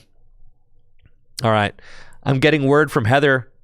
Just 12 players here at Standard League tonight, so a little bit of a small night, but that still means that there is, 120 plus 50%, so there's $170 of store credit in the prize pool tonight for these 12 players to win the Standard League nights.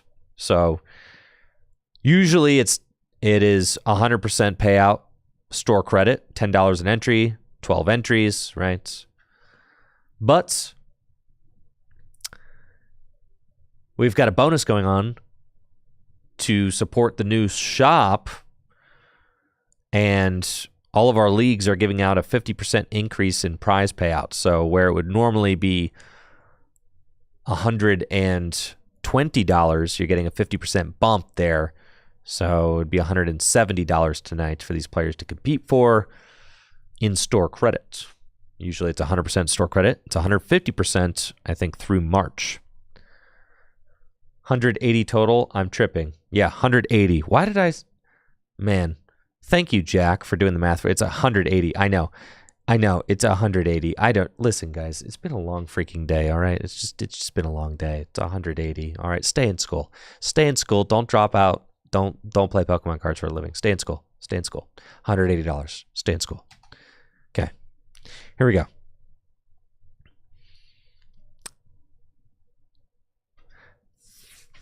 And apparently the 150% payout continues through April. Not March, through April, folks. So if you're in the greater Akron area, never been a better time to show up to Full Grip Games League. Now, Sam did have boss's orders to just bring up this Luminion, try to strand it active. Opted to go for the Luminion instead of the Radiant Alakazam. I don't like that as much. I would have much preferred to see the Radiant Alakazam get stuck, and the Radiant Alakazam has a retreat cost of 2. Luminion only has a retreat cost of 1, so here, I mean, Fran can just go get another energy and retreat this thing back, right? So, but at this point, if Sam just has another fire energy, then that Badoo is going to get knocked out. So I'm interested to see how this goes. Yeah, Night Stretcher, fire energy. Fran played Lance for turn to go get 2 Dracloak and the Dragapult out of her deck.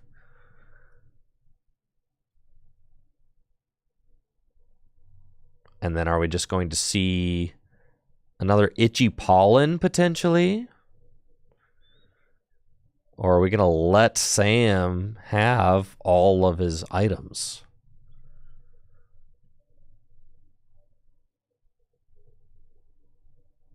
Fran really debating what to do with this fire energy. And I agree with this line. I like it. You've got Crispin in the deck. You know, you can crisp. Gonna just go for another Itchy Pollen. I like that. No, that doesn't stop Itchy Pollen. It doesn't. It doesn't. It doesn't. Play ball. Still item locked. The Charmander prevents effects done to it, but item lock is to the hand.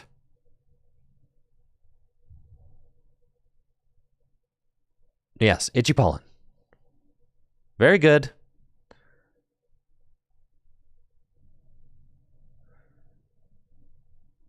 Are they going to ask? Man! Probably don't want to mess it up on stream.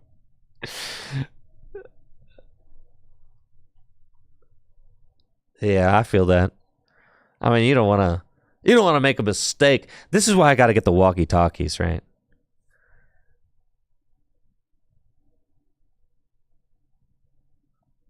So that I can literally walkie-talkie down and just be like, no. Yeah, but I forgot the walkie-talkies in the warehouse, and I don't have a key to the warehouse, so. Thankfully, we've got Judge Zealy here to judge the situation, and he's handling this extremely professionally. As we can see right here, we've got Judge Zealy on the case. Thank you, Judge Zealy, for judging the situation, keeping us on track. That's very good. Beautiful.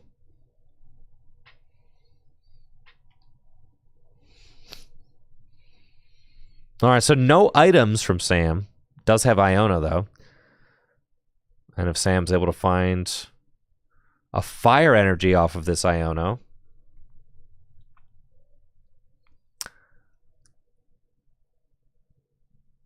then Sam will be able to launch an attack. I did get word Sam is 1-1 tonight. Fran is 2-0 though. So Fran still playing for a shot at the win tonight. If she can go undefeated. Now, Sam does find a fire energy, so that Charmeleon will be able to take the knockout on Badoo.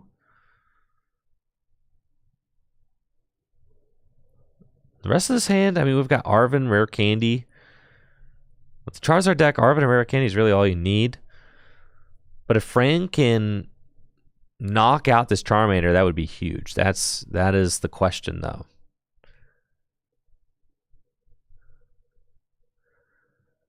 Fran's got a healthy amount of draw available to her with a double Dracloak in play. But she did just get the Dragapult sent to the bottom of her deck with that Iono. So Buddy Buddy Poffin would rearrange the deck, give her a higher chance of drawing back into that Dragapult, and we do see her going for that first, so I like that. Also thins the deck. She can maybe get out a single Duskull. Still want to leave a bench spot open for Pheasantipity EX. And we see Fran Buddy Poffin for the single Duskull. That's great. And she'll be able to start setting that up.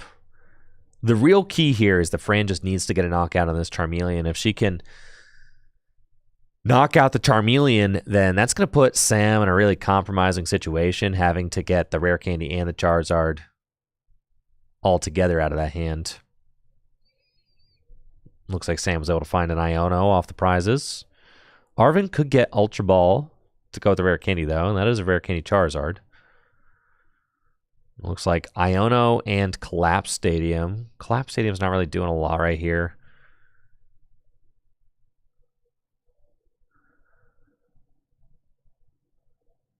Here we go, another one. Counter Catcher.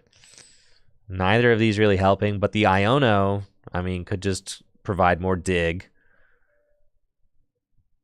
We've got the Crystal. Sparkling Crystal. You might just slap the Crystal down and go Iono, right?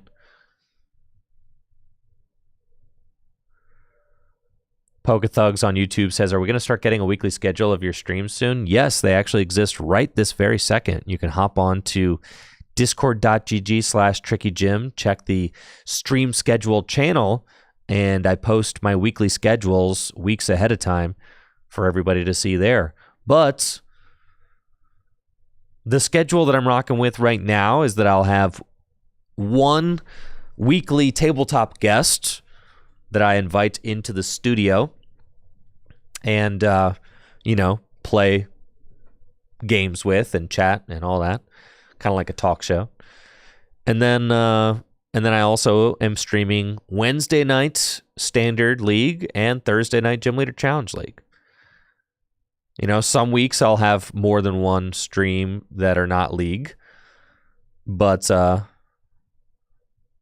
are the 3 guaranteed streams I have every week right now. Fran is able to find the Dragapult, but does not have the energy. Doesn't really matter, though, because Dragapults can do 70 damage for just 1 energy with a Jet Headbutt. Thanks to that Crystal. Jet Headbutt for 70 will knock out the Charmeleon. Charmeleon's already got 20 damage on it.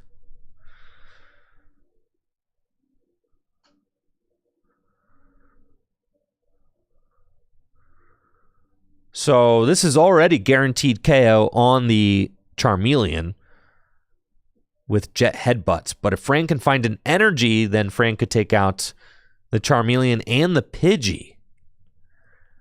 So we'll see. Can Fez deliver? Flip the script. 3 cards for Fran. And that's a swing and a miss. But Jet Headbutt will take the knockout. So that's not nothing.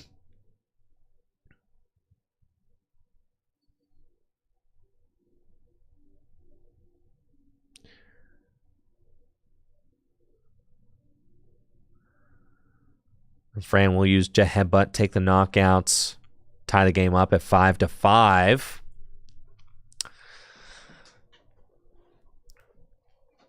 And we'll see if Sam has anything to respond in this hand. We do see, Charizard. I see Pidgeot.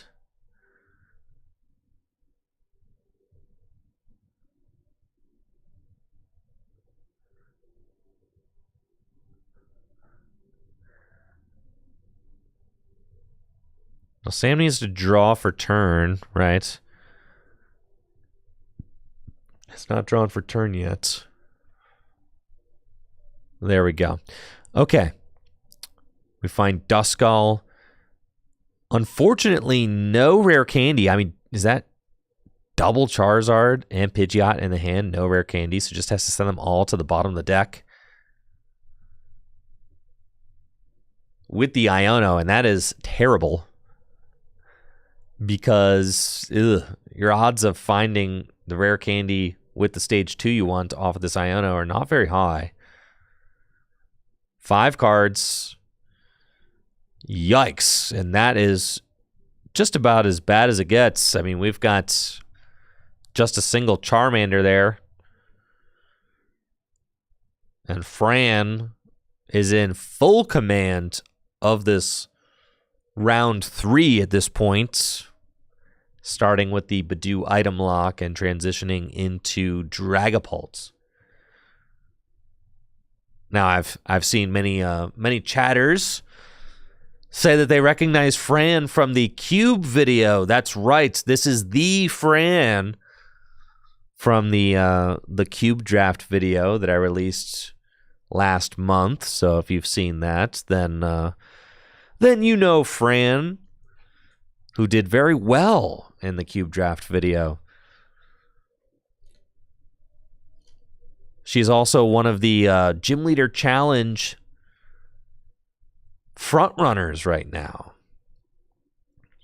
And she has won, I think, somewhere in the ballpark of 4 badges at Gym Leader Challenge League this year. Oh, yeah, and Fran is cooking now.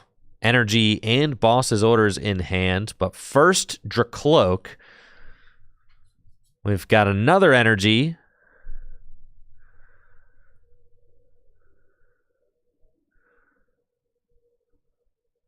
We got Psychic Energy to Dragapult.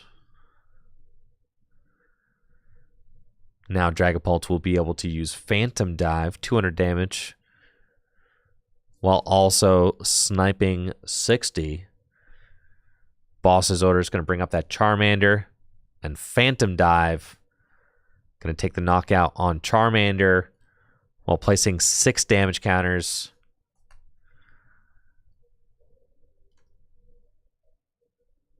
It looks like Sam may be a newer player, and that's okay.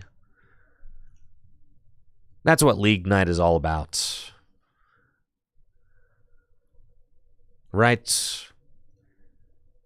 League is where players start. It's where you develop your skills as a Pokemon TCG player. We've got some league goers who are veteran worlds grinders. We've got some league players who are just starting their Pokemon TCG journey. And that's okay.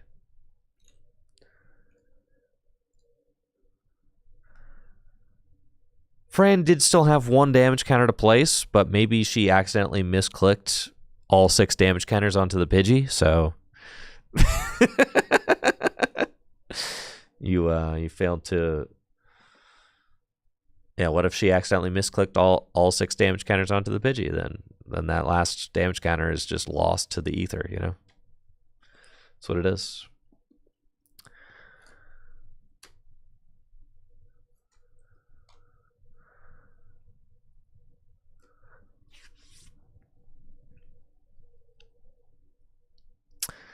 Well, Sam's got Rod in hand. Looks like going to play Arven.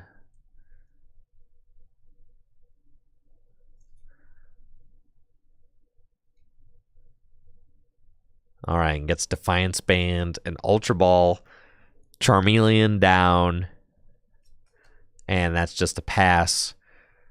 Fran just completely in the driver's seat right now. Are we going to get to see a Dusknoir? If Fran has Dusknoir, this game is over.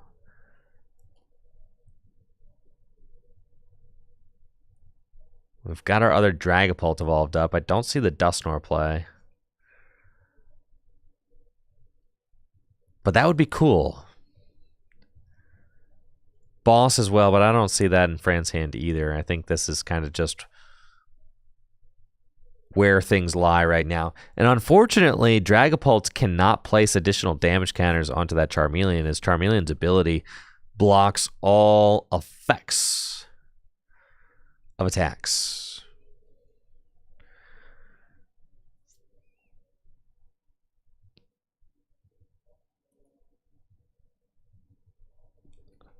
And the 6 damage does not happen because of Charmeleon's ability. Phantom Dive for the knockout on Duskull. Fran goes to 2 prizes remaining. And you know what? I mean, Sam does have all the pieces that he needs in order to mount this comeback in hand right now.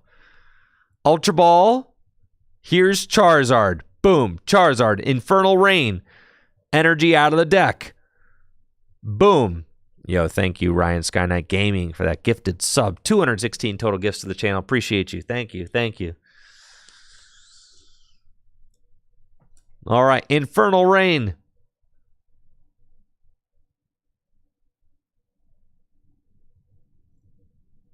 Gonna accelerate those energy to the Charizard. Here we go. Defiance. That's plus 30. Holy smokes. Unfair stamp.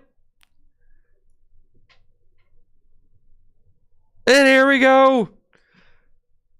Sam is initiating the reverse sweep.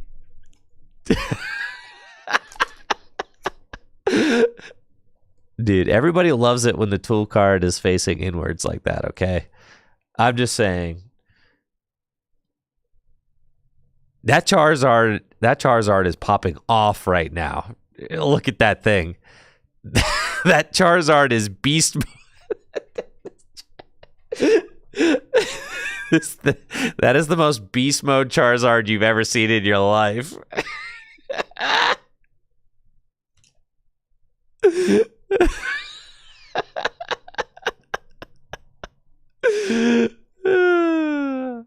Yeah, that Charizard is total beast.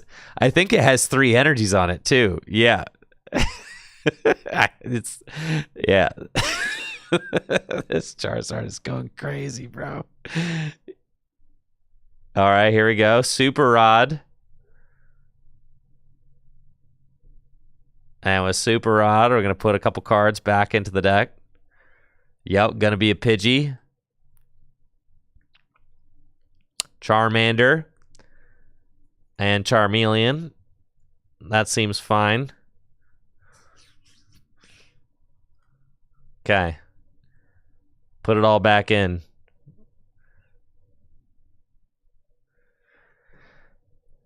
This is quite the development. And this is what is so scary about Charizard. Charizard EX is going to be taking a clean one-hit KO for 330 damage. So there's that.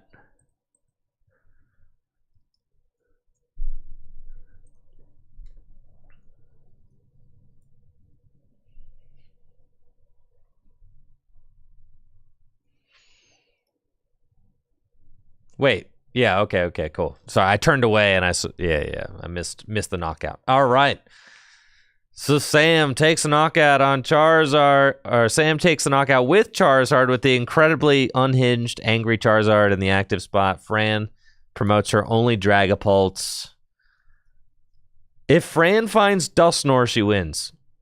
Rare Candy, Dusknoir, Phantom Dive, 330 damage, game over.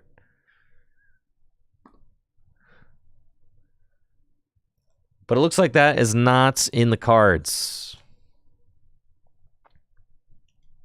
Still, we do have a Turo scenario. All right, I kind of like this. This is weird, but I like Turo scenario, the Pheasantipity, so you can do it again. I think that's fine. Or, yeah, I like Turo scenario, the Fez, so you can Fez again. You can't Fez twice? Oh, you're right. It only said you can only do that with Greninja. That's right. All right. Sorry. That's what you get for not going to a League Cup all year. All right. You can't Fez twice. Ignore me. All right. You can only flip the script. Or else you'd put 2 Pheasantipity down. Everybody. Oh, of course. But you could make that play with Radiant Greninja. Okay. All right. Then Turo that Luminion. For real. Yeah, Turo that Luminion for sure.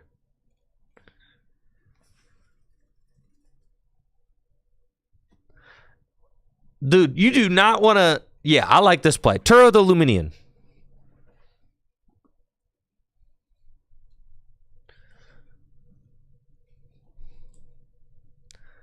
You got to Turo the Luminion. Put the other Dust Skull down, too. At this point, you plan on... Oh, but then you can't Dust Nor for game. Oh, this is so sad. I think Fran's going to lose. All right, Fran's going to retreat in Alakazam, but I think this game's over. If you're doing that, then you might as well put Rotom down and instant charge.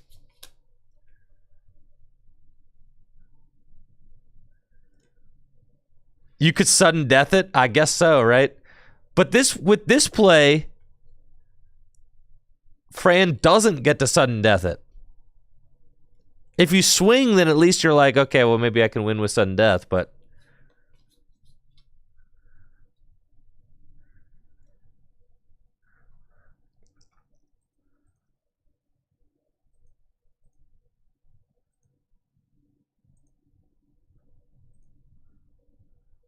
And that's it. Wow, Sam with the reverse sweep. Holy smokes. He did it. Oh, look at that pop off. Oh, yeah. Crazy. Fran just got reverse sweeped.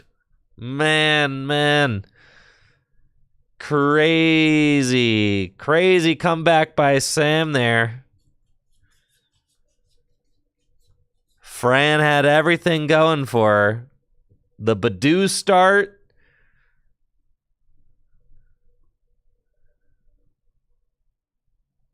And then sometimes just a Charizard with 3 energy and a Defiance is all you need. There you go.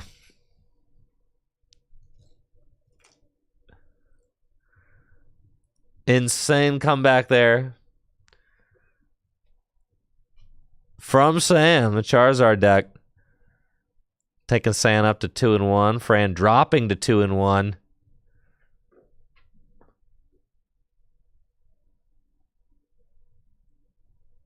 And it looks like all of our other matches have just about wrapped up.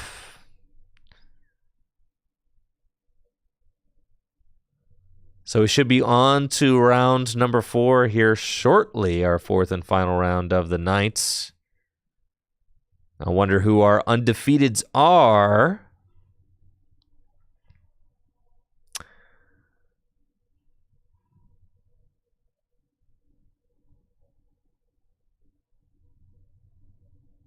And we've got another late night stream happening tomorrow night. So if you're into the nighttime streams, well then, you're in luck, because I stream Wednesday and Thursday nights now. So if you're into the nighttime vibes, make sure to check out the stream tomorrow night as well. I've got Gym Leader Challenge League happening tomorrow night. Also, I'm going to release my first ever video on the Tricky Hideout YouTube channel tomorrow. That is going out tomorrow. I am 99% of the way done editing the video. It's like 35 minutes long. It's pure euphoria, the whole video. It's Pokemon TCG euphoria, the video. It's just so much fun. I'm so excited about it. I can't wait to share it with you guys and then create more videos like it, hopefully. And then another fun thing. This is something that I'm really excited about for these new YouTube videos that I'm releasing on Tricky Hideout, is that there are no leaks. Like, I'm not streaming stuff that goes on Tricky Hideout. So, like, as cool as it is to stream stuff, I feel like sometimes when I stream stuff, it's like everybody already has the spoilers for things, right?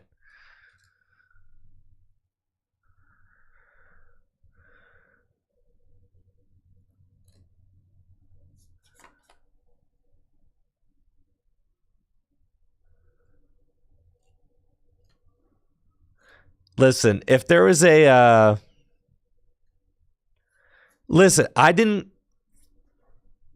I don't have my walkie-talkies with me right now to like be able to call down if there's like a misplay or a gameplay error or something like that. Usually at League, I will have my walkie-talkies. So if Sam forgot to shuffle after a play there, Sam is very clearly a new player, and like it probably wasn't malintentioned, right? Like probably wasn't. So like tonight we'll give him the benefit of the doubt, but like from now on, if you guys catch something in the chat, I'll be able to call down and make sure that it gets nipped in the bud right away because I'll have my walkie-talkie. So like I'll be able to walkie-talkie down, but I don't have them tonight. I'm still kind of like ironing out everything as far as like the production of these League nights go. So yeah, Sam's pop ID was created tonight. Yeah, you know, lots. So please have mercy. Everybody is new sometimes, right? Yeah. So just, you know, it's not this ain't a witch hunt tonight, okay? All right, we've got our fourth and final round.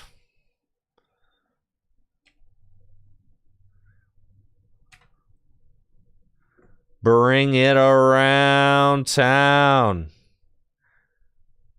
Oh, yeah, let's go. We've got our champion back. Heck yeah, dude.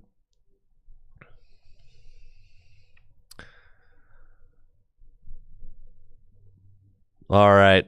I need you guys to all give Sam your energy to take down Zach Pro.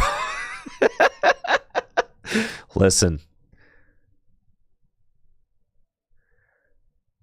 This is how upsets are made, okay?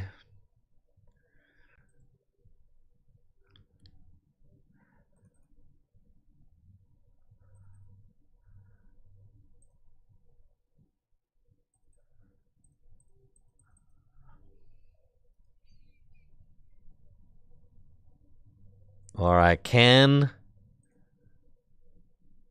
Sam take down Zach Pra with the Raging Bolt deck? Is Raging Bolt just going to run the table?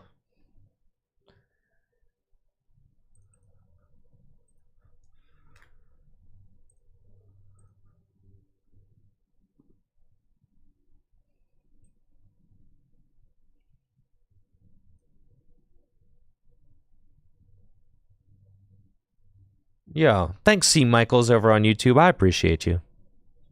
It means a lot. Thank you.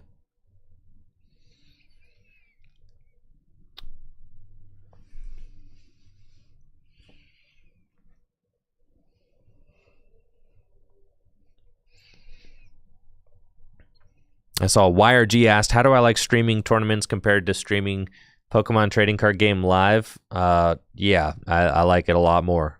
It's fun. The graphics are great. Yeah, these graphics go crazy, dude. All right, here we go. Sam up first. Got Charmander in the active. Buddy Buddy Poffin.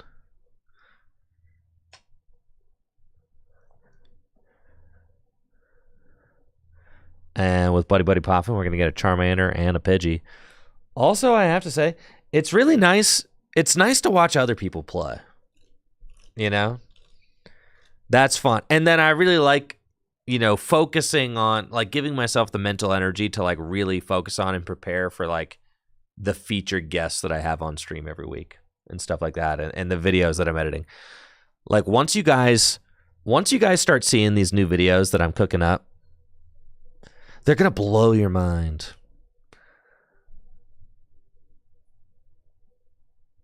I'm saying. Forever content. That's the thing about making videos on standard decks is that they have like a shelf life, right? And they basically become irrelevant, right? But my dream is to make content that is like that you could watch in 10 years and it would still be really cool to watch, right? That's the kind of stuff I want to make now. That's the kind of stuff. That a video that you could watch in 10 years and be like, wow, that's cool. And not like, oh, that's like an irrelevant dead format that nobody cares about, right? So that's the kind of, I want to make stuff that's going to be entertaining in 10 years. That's the new direction of, that's the direction that Tricky Hideout is going. Rather than everything just being like super consumable, you know, YouTube vomit. All right, looks like Zach does play an Iono. I didn't know if Zach played an Iono in the Raging Bolt deck, but it looks like not going to be a turn one knockout from this Raging Bolt deck. Instead, we've got Iono, so both players will put their hands on the bottom of the deck and then draw 6 cards.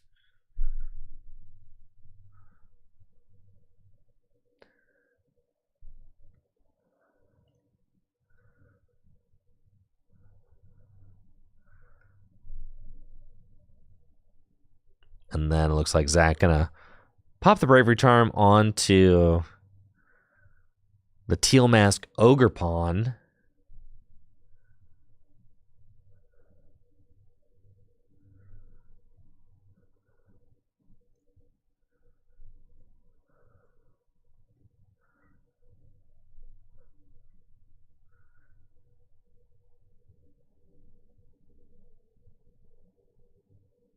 Now, Teal Mask Ogre Pawn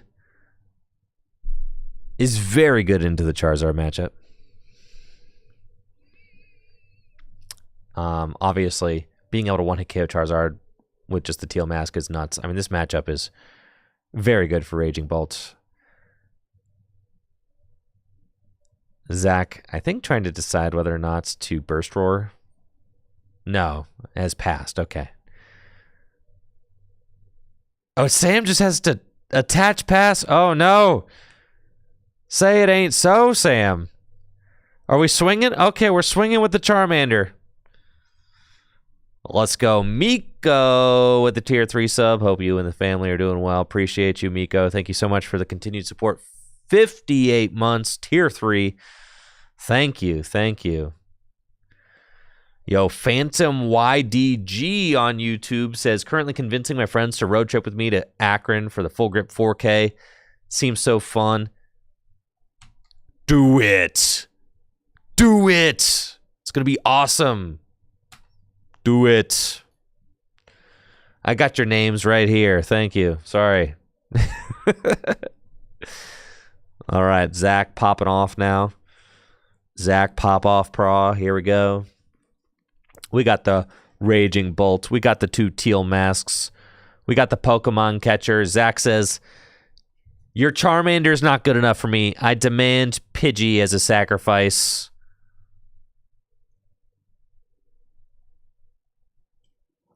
I demand a bird sacrifice.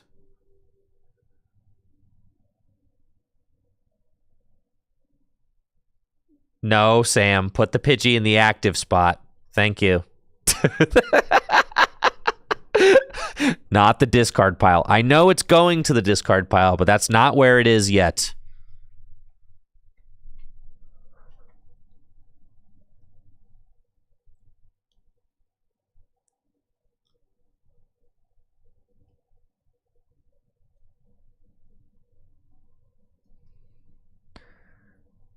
Yeah, thank you, Stevie B, for that sub in the 37 months over on Twitch. Appreciate you, Stevie. Thank you.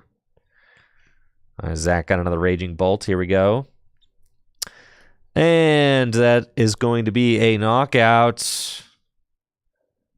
Zach taking the lead, leaving Charmander. All right, you got to promote first, Sam, but we're gonna pretend that Charmander that's slightly nudged forward is in the active. On the bench is on the bench. All right, Sam, I'm going to need you to differentiate your active and your bench a little bit more than what we've currently got. Okay. Who is in the active spot? Both of them? Zach, can you at least, like, in situations like this, unironically, in situations like this, when your opponent is, like, very clearly new, and you're like an experienced player on the other side of the table, like reach across and help them keep their board straight, you know?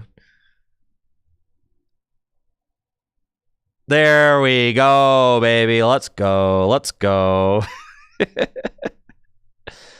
Let's go. I'm liking what we're seeing. That's good. That's good. But I mean this in all sincerity. It is both players' responsibility to keep a clean, easy to understand board state. It is both players' responsibility. So like if your opponent has something confusing going on, it's your responsibility as the opponent to help keep it clean. Because that's how errors happen, right? And it's on both players to keep a clear board state.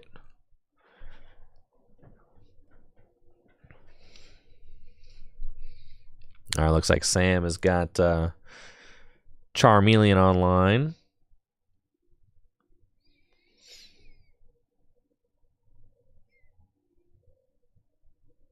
I know you might think you're like overreaching. You're really not. It's just helping teach them like good, helping to teach your opponents good practices, really, right? Because it's just like hand over hand modeling. You're just showing them what they need to be doing.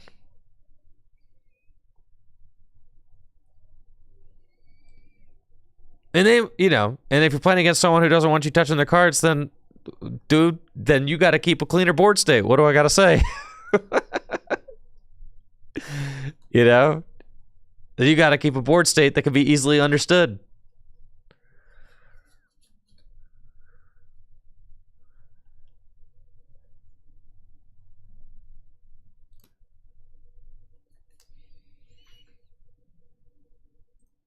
Uh-oh. Did Zach make a... Oh, Zach, no. Here we go. Are we going to do a prize penalty? It's league night. You could de-escalate this, Zealy. We could it is just league. All right. I say double prize penalty. Let's go for a triple prize penalty. This is how Sam can still win.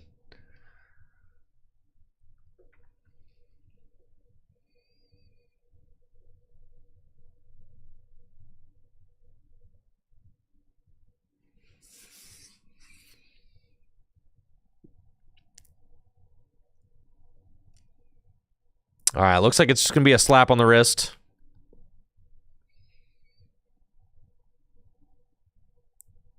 Listen, Zach, we caught you speeding, okay? You were going 20 over, 45 in the 25.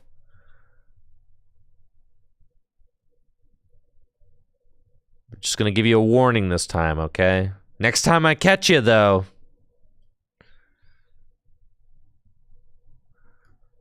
You're getting a ticket. All right, so the unfair stamp, Zach, should have only drawn 2. Accidentally drew 4. Got a stern talking to, and now we're back to playing ball. Sam got the buddy poffin. Pretty sure this is literally the league battle deck, which is kind of hype, honestly. If it shows you how good the league battle decks actually are, like you could reasonably take a league battle deck to a league. And it's not that bad, right?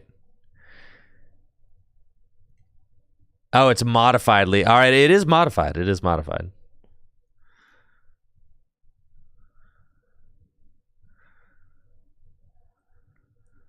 And then here we go. Rare Candy Zard off the unfair stamp.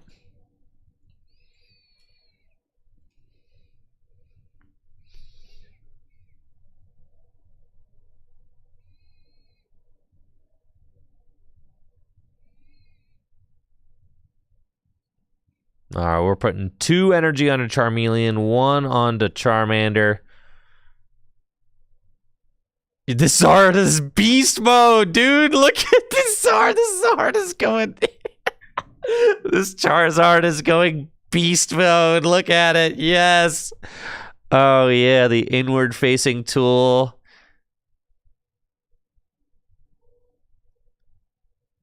This is so beast. Yes, dude. I'm pretty sure this Charizard has invincibility aura for sure.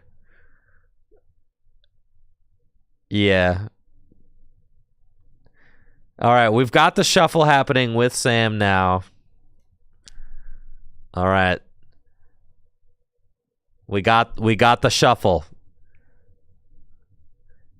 But let me know. If Sam forgets to shuffle again, let me know. I'll call down to the shop.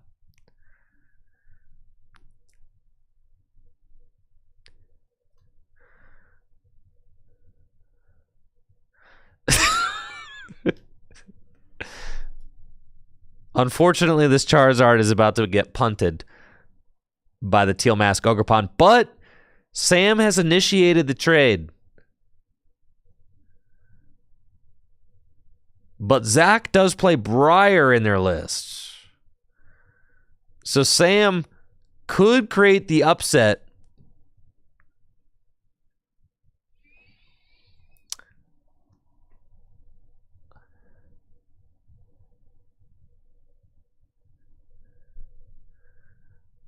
We got energy retrieval from Zach, fighting in grass. Okay. Teal Dance, draw a card. And as I get, I'm still kind of figuring everything out with the production of these events. But as we get more and more stuff going, I'll end up having like the match timer on the overlay. I'll end up having player records on the overlay. I'll end up adding more to the overlay. But as it is right now, it's a lot for me to just be able to produce literally what I've got going on right now. It's kind of a one-person show, So like, I'm working on it. I know there's still a lot of upgrades we're going to make, and we're going to make them. We're getting there. Slowly but surely.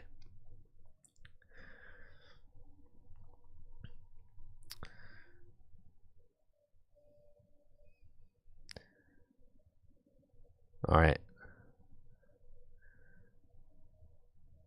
Earthen Vessel, going to grab a Lightning and a Grass.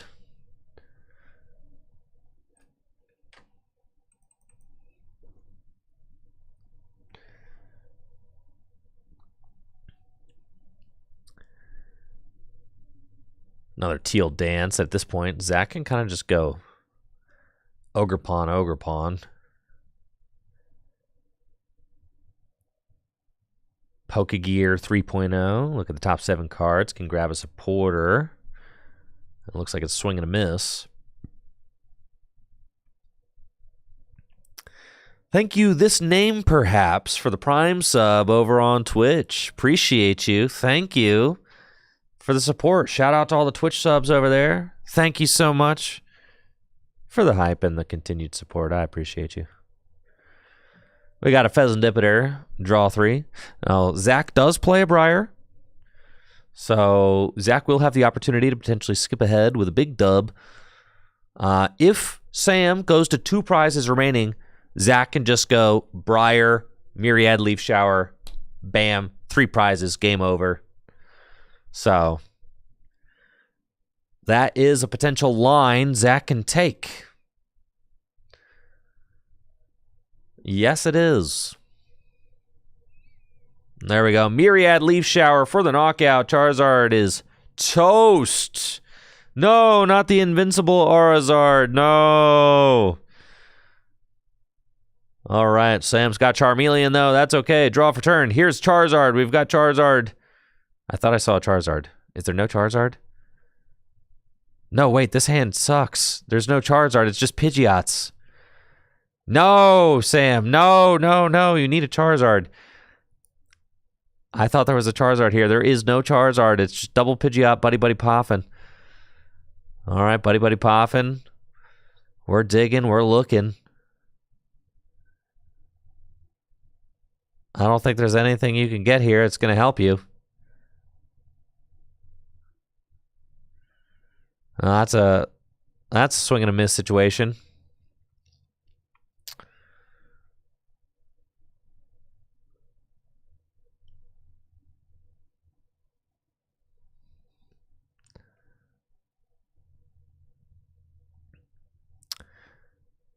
not feeling great if you're a Sam fan. Oh no, and Sam just has to swing with Charmeleon.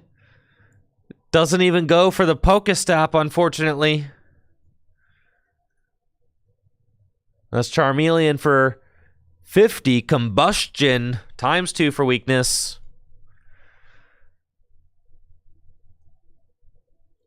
But now Zach cannot use Briar. You know, think about that. Let that sink in. True, if you think about it. Does Sam need to shuffle again? Oh my god.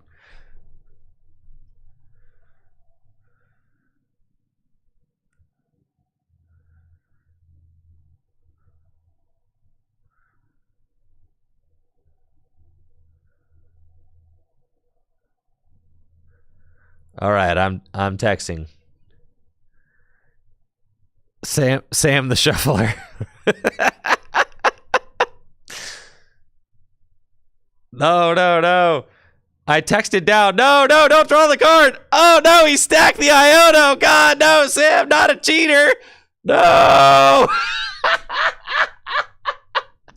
No. No, Sam, no.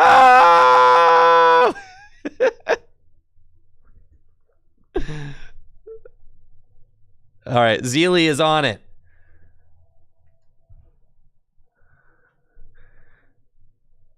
Don't play that Iono.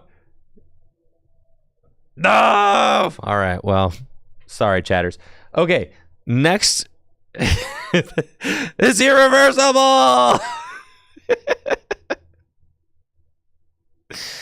It's all good. You know what? Chatters, next week, okay, tomorrow, okay, I will have my walkie-talkies and I will be able to yell at the players right here from my studio. Yes. Tomorrow, I will have the walkie-talkies.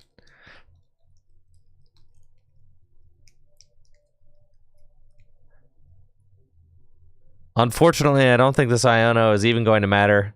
Sam is too far behind.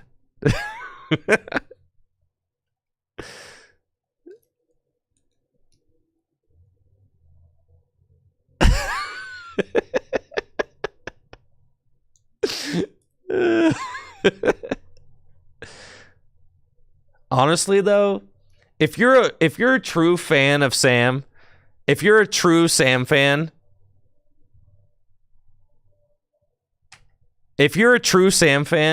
then forgetting to shuffle is just part of the aura, okay? That's part of the Sam package. I'm just saying. Real Sam fans know. Yeah. The real ones know. That's part of the deal. That's part of the deal. Right. So, GG's. And it appears as if Zach Praw is going to be your Full Grip Games League champion tonight. But guess what, folks? It looks like there's some league goers here.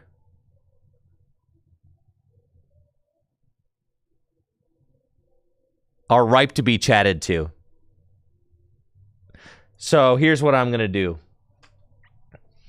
I'm going to go put the mic on downstairs and go see who I can harass to talk to me about this league night, okay? Let's go.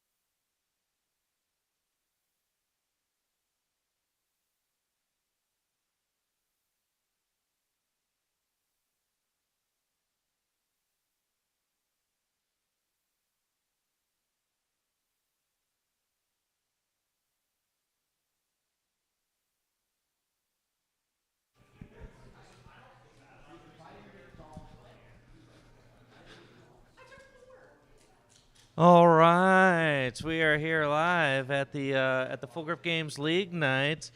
Hello, league goers. Hello, hello. Dylan, how did you end up tonight? I went 2-2 tonight. Oh yeah, with what deck? Gardevoir.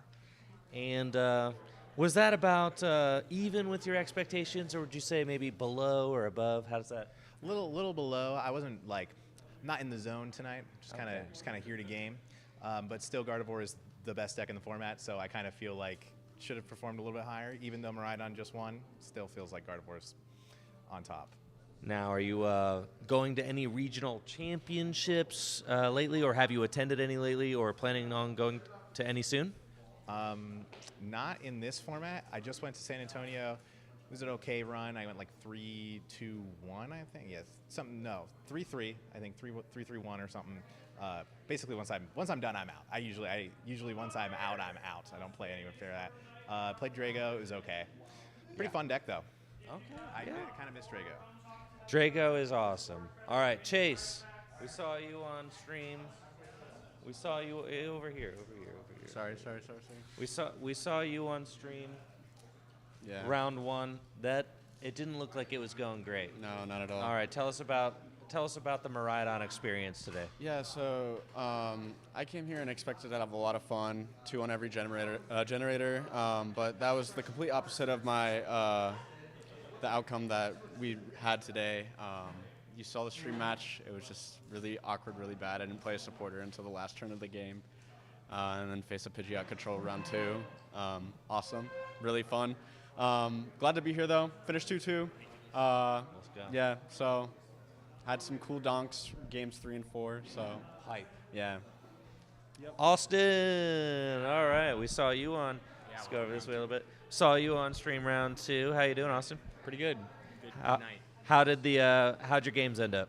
I went 3-1. I lost round 3 right after my stream game because I lost the coin flip and went first, and I got donked by Raging Bolt.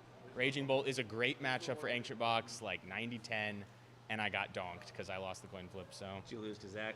yep, 3-1 because of that.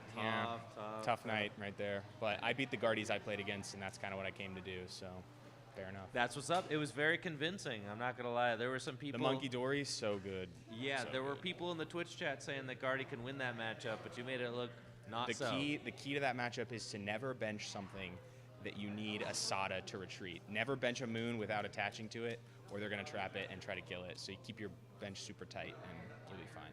Well, great job. Looks like you knew what you were doing in that matchup. So congrats on a top 4 finish tonight. Thanks. All right, Zach, let's get you over here. What's going on? All right, Zach. Congratulations, Full Grip Games thank you. League champion on February the 8th, 9th, 12th, whatever day it is. But I heard that this is not the only win that you've accrued with Raging Bolts. You've actually been somewhat of a League Cup I've been dominant playing force. this deck for a little bit, yeah. Yeah. This has basically been the only deck I've played all season. I think I'm at 5 cup wins now, so now I just go to locals and just steal points from everybody. That's so I'm kind of a sick. hero for everyone. I would agree with that. Yeah, I would agree with that assessment. What is it about Raging Bolt that you really love so much? You know, it does one thing really well. You kind of just hit things really hard, really fast. So I feel like the deck is just really strong in that way. And if you can find a format kind of like this one, like in the past formats, we had like a lot of Reggie Drago, a lot of big basics. If you can win the coin flip a lot of times, you win. But just having those big matchups where you can win in 3 turns, like it's super fun. It's super build your deck consistently and draw cards. How are you liking the bonus payout here at Full Grip Games that we're running through April? Are you able to amass some store credit on your account? I'm trying. I'm really trying. I don't really have any majors this format, so I'm just kind of like, I'll show up for extra store credit. So always appreciative of Full Grip doing stuff, and I'll take any store credit I can get, honestly. Well, that's what's up. Well, I'm really stoked to be back streaming the leagues again. It's great to have you here. Yeah, for sure. For longtime viewers of the channel, you'll recognize Zach from the pre-pandemic Way leagues. back in the day. So long ago. It feels like an eternity ago. So long ago, for sure. But anyways, congratulations, Thank Zach. you. And thank you all so much for watching the stream tonight. I'm going to be getting out of here. Zach is your league winner, 4-0 tonight. I'll be back tomorrow, though, for Gym Leader Challenge League, 7 p.m. Eastern Time. I'll see you then. All right, take it easy, bro.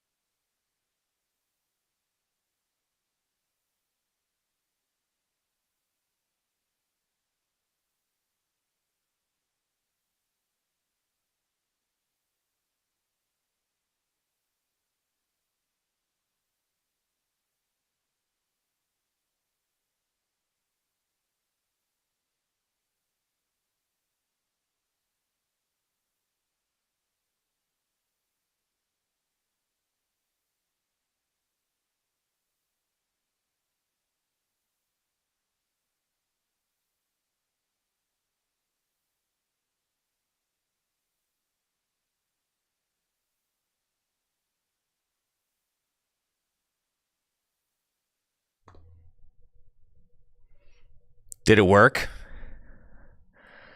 Very quiet today for the interviews. All right. That's why I'm still working on it. Because last time they were too over. Last time the interviews were too hot.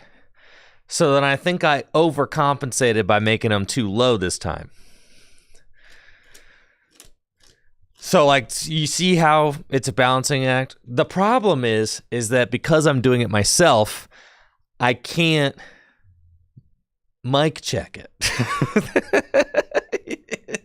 You know? And, like, literally, in order to mic check, I have to run all the way down the stairs and then all the way up. It's, like, literally, like, it's... Anyways, I'm going to get it right eventually, okay? We were, like, almost there tonight.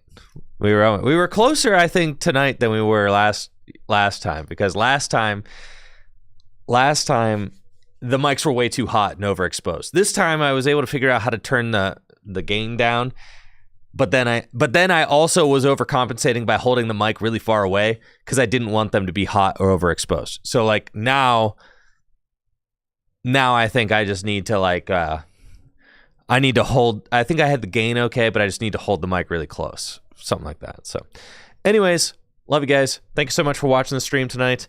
Again, make sure to check out fullgripgames.com for all the best Pokemon trading card game singles and sealed product to help support the stream. Huge thank you to everybody who supports the stream by continuing to watch and hang out. I mean, it's been a lot of fun to produce these tournaments lately. And make sure to keep up with everything here on Tricky Gym by joining the Tricky Gym Discord, discord.gg/trickygym. And you know, I post my stream schedule in there and everything. I will be back tomorrow night with another Gym Leader Challenge League night. And yeah, we'll get to see who wins their badge tomorrow. That's something exciting about Gym Leader Challenge is that every league night somebody's earning a new badge. So that's pretty cool. Y'all have a great night. I'm also releasing my first video on Tricky Hideout tomorrow. So make sure to look out for that as well.